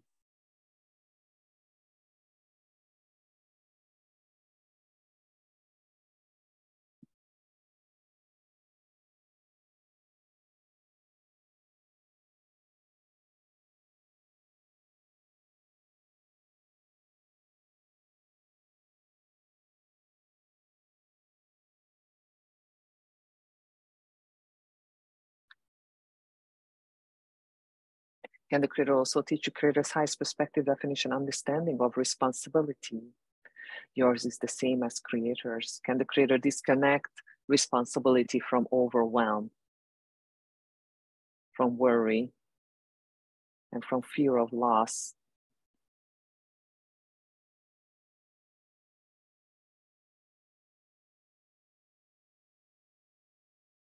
Everywhere where you were taking on responsibility that was overwhelming, and that from Creator's perspective wasn't really your responsibility, can the Creator pull shock and trauma and send unconditional love? So what are we really responsible for? If we are not a leader, right? I mean, of course, when someone is in a leading role, they can be more responsible for other people as well. But as the person that you're mainly responsible for yourself. If you have children underage, they are, of course, responsible for them. If you have some pets, they are responsible for them. If your parents are elderly and need help, you might feel responsible for that. If you are the main provider for the family, of course, you can also feel responsible for the family. If you're a leader, you can feel more responsible for community or a group of people or tribe. But can the Creator just teach you and show you from the seventh plane, from Creator's perspective, what and who are you responsible for here and now? And releasing you from any responsibilities that you have taken on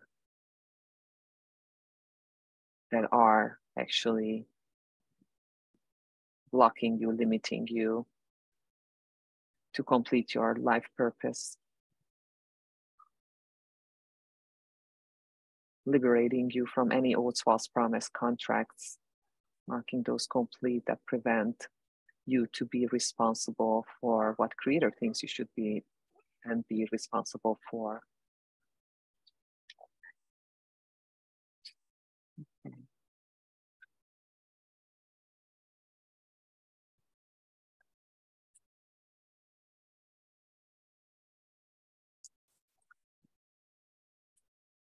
So questioning if it's possible to manifest. So I love that the word impossible itself says I'm possible. And what is really possible with the unconditional love Creator's energy? And what we believe being possible or impossible, it really connects to the law of illusion, which is also, of course, and this is going to make a beautiful full circle at the end. So the law of illusion is one of the secondary laws that we need to connect to in order to manifest successfully and instantaneously. So when I connect to the law of illusion, I get the message that everything is possible. Really, there are only limitations that we believed as a perception of an illusion. So if you can imagine it, you can witness it, and then you can create it. If you can dream it, you can become it. And how interesting that even Bayana in her download last night for New Year's mentions the three guys that just received the Nobel Prize for proving that everything is just energy and we live in an illusion, and everything is basically based on witnessing. So whatever we can imagine and witness, we can indeed create. So can the Creator just teach you Creator's highest perspective definition and understanding of the law of illusion and of the abundance of the possibilities and opportunities and options that are at your reach? And everywhere where you were limiting it because of the illusion of thinking that it's impossible, can the Creator pull shock and trauma and send unconditional love?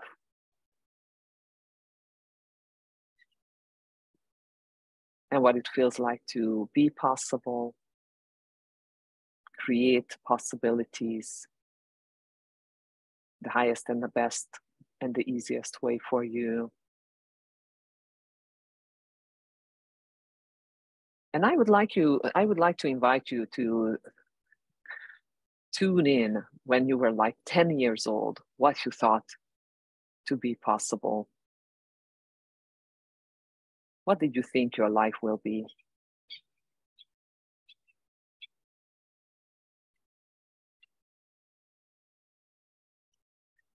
And when you were 20, what were you thinking?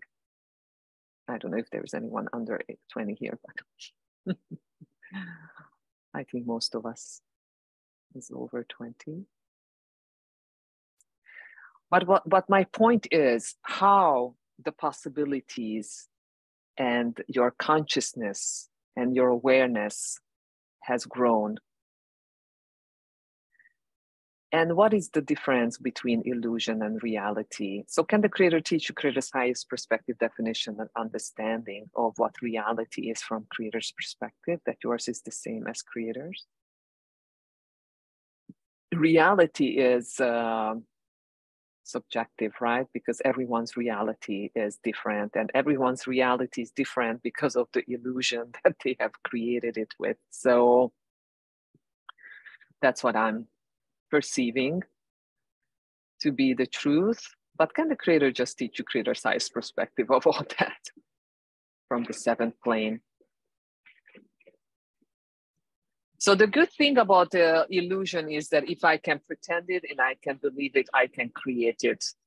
And I even wrote a blog about this. Maybe have a partner, you know, that you call up and you pretend that it's already 2024, and talk with excitement about all those things that you were able to manifest, and all those things that you created, and how amazing you feel looking back at 2023, and really just being excited about all those things that had come into your life that you were trying to manifest. It's a cool little game. Playfulness with playfulness, and it really brings in gratitude and excitement for all those things that you're trying to manifest. Any other question, or would you like me to one last clearings on a subject or of the emotion that comes up when you're thinking of the things that you're trying to manifest in 2023? And you know, I also invite you to have to use common sense, right? Like when I'm trying to manifest, and that's me, okay? And I do believe in miracles, and I do know that whatever I'm trying to manifest, it still has my limitations all over it, right? So when I was talking about for me the key, the biggest shift to create my life was really learning to detach, and asking creator to take care of situation, and then how it was taken care of the situation was so much better that I could have ever manifested, because I was still manifesting with my limitations and not allowing the miracles to arrive. So for me, it was detachment. But what I mean to say is, you know, like if I'm here and I'm riding a bicycle, maybe I'm not going to try to manifest the Tesla. I'm going to try to manifest, you know, something in between the bicycle and the Tesla. Or if I'm renting a room because that's all I'm able to afford at the moment, I'm not going to try to manifest a mansion. First I'm going to manifest to have my own place as an apartment, and then maybe to have my own house, right? So you know, gradually manifesting, because when if I'm having a bicycle and I'm trying to manifest a Tesla and that it's not coming through, then I will feel disappointed and the failure. So you know, to be and also putting on your manifestation list smaller things, like, you know, going to a concert or just receiving a book. And it was so funny because I was just a week ago thinking of doing this 10-day transformation. It's a product that I have done a couple of times, and basically it's a detox for 10 days. it costs about $300, the package. And then it was very interesting. 2 days later, my friend calls me. She's like, look, I have this thing here and it's expiring.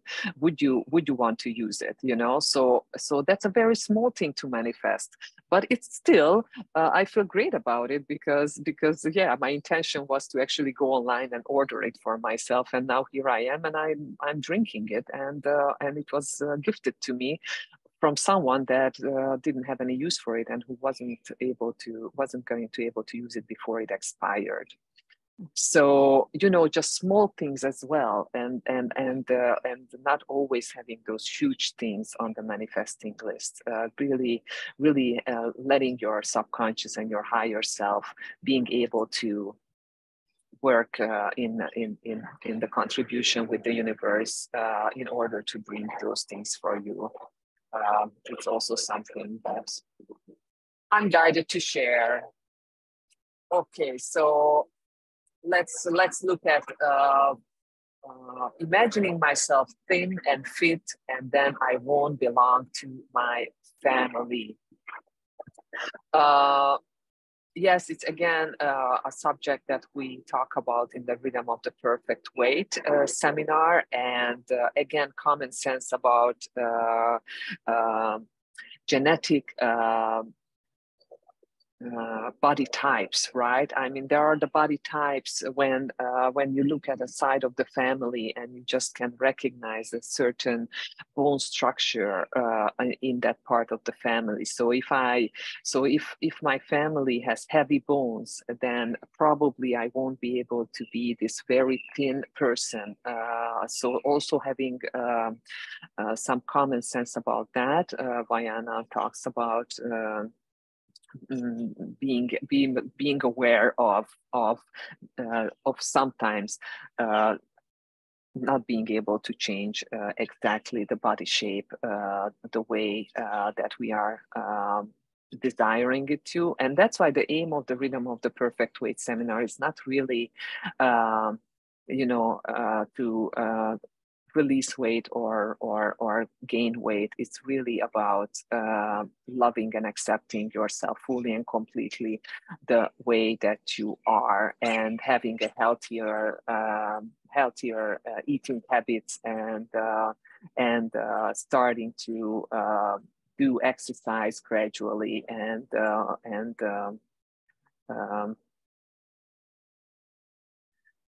changing the body type, and then feeling like I won't belong to my family. However, can the Creator release you from having to look like your mother, your grandmother, your any other family member in order to feel that you belong to the family? Can the Creator release this condition from feeling the belonging to the family? Can the Creator teach you Creator's highest perspective, definition, and understanding of belonging, and feeling what it feels like to be accepted and treasured and appreciated by your family, and what it feels like to accept and appreciate and treasure your family the highest and the best way for you.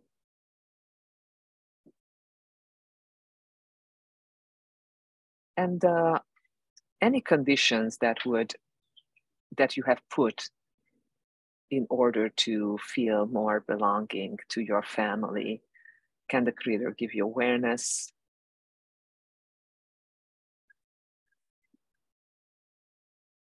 And I invite you to imagine that you are the mother or the father, depending the gender, and that you have a daughter or a son who has that body type that you're trying to manifest. So it's fit,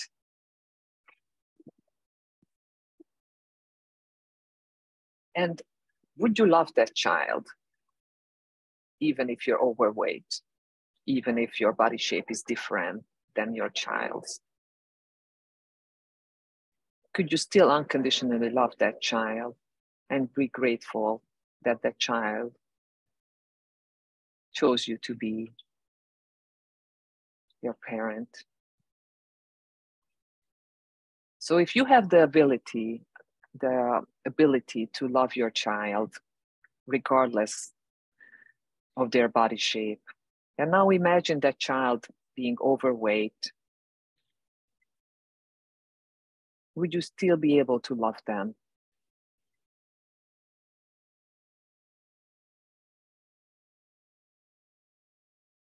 So why don't believe and accept that your family and your parents can love you regardless your body shape? So can the Creator just send you lots of unconditional love, release any fear of being sent away from your family, being rejected from your family, neglected by your family. Everywhere you felt that way, can the Creator pull shock and trauma and send unconditional love?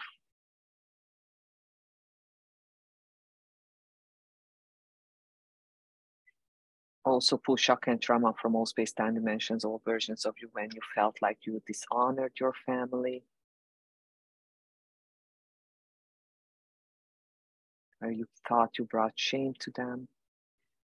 And just sending unconditional love to those experiences.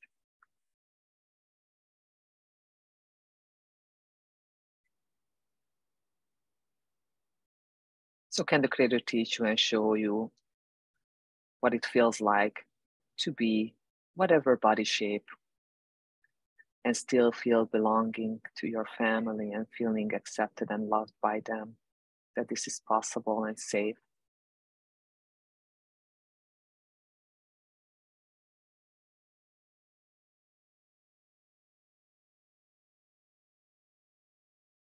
So about the manifesting list, try to put things in there first that you really feel with your current beliefs that it's possible. And then when you are starting to have the successes of those coming into your life, you can start widen your ability to see things being possible and starting to challenge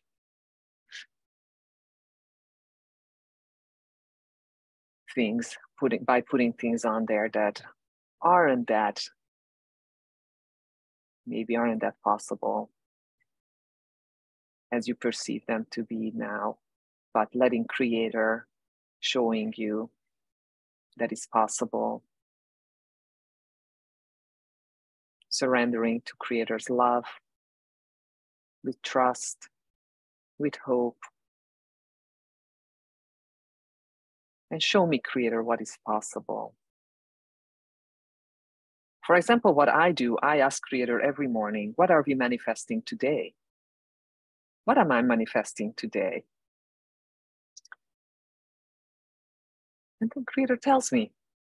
And then that's what I'm putting my attention to.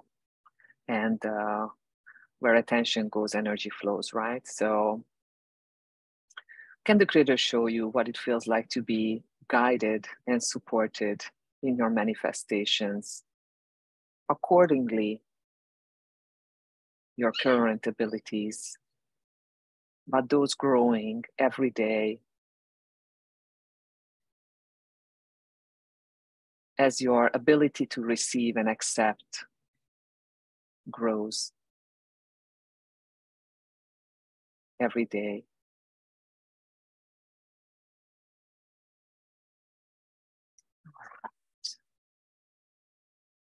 Oh, great. Great that you feel much lighter. I hope it was contribution to you for you. We went a little over time, but you feel lighter too. Great. So with your permission, I would like to ask Creator to send you unconditional love for the following 364 days for this year, to every experience, to every situation, to all your relationships, to all the areas of your life, to all your aspects.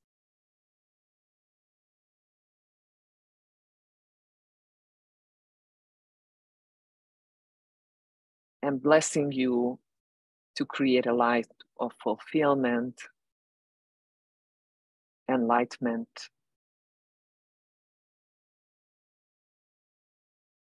the highest, the best, the easiest way for you.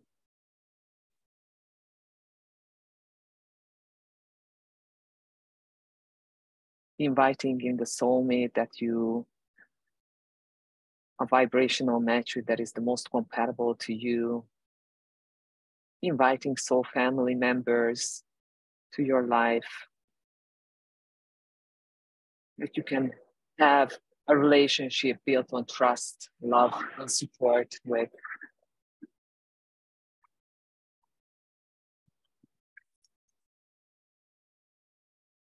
And I do invite you to express your gratitude, even if you just try to find first just one thing a day that you're grateful for. And then raising that number, now I'm going to find 3 things to be grateful for, and try to find new things to be grateful for. And just like having clear water, and being able to open that faucet and having clear water, it's the basic things that we might take for granted. But you know what? You can be grateful for the small things and count your blessings. That will bring you more things to be grateful for and more blessings. Thank you so much for being here. See you next time when we have 8,000 members.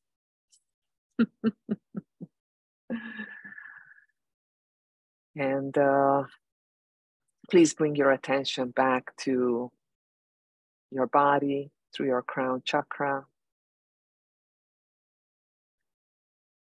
Start pulling the energy from the center of the earth. Feel that energy merging up your body.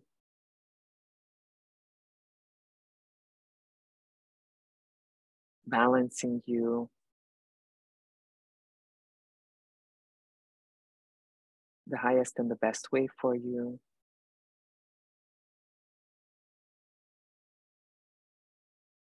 And just connect back to Mother Earth,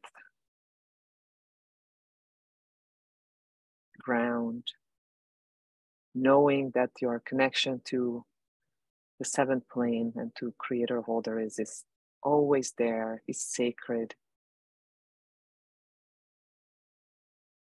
And that it's possible to connect to Earth and to the universe and to the 7th plane and to all the planes and to people and to nature simultaneously with ease and grace.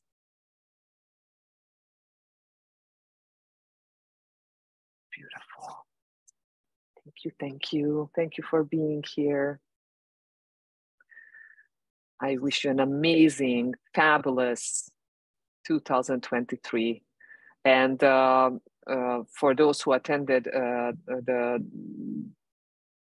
webinar with Vaiana, she was talking about 2023 being actually energetically uplifting year. So she says she's been waiting for this energy for a while. So I'm excited for everyone. Have a good day, have a good night. See you soon. And I will post this on YouTube and share it in the group if you missed the beginning. Thank you, bye-bye.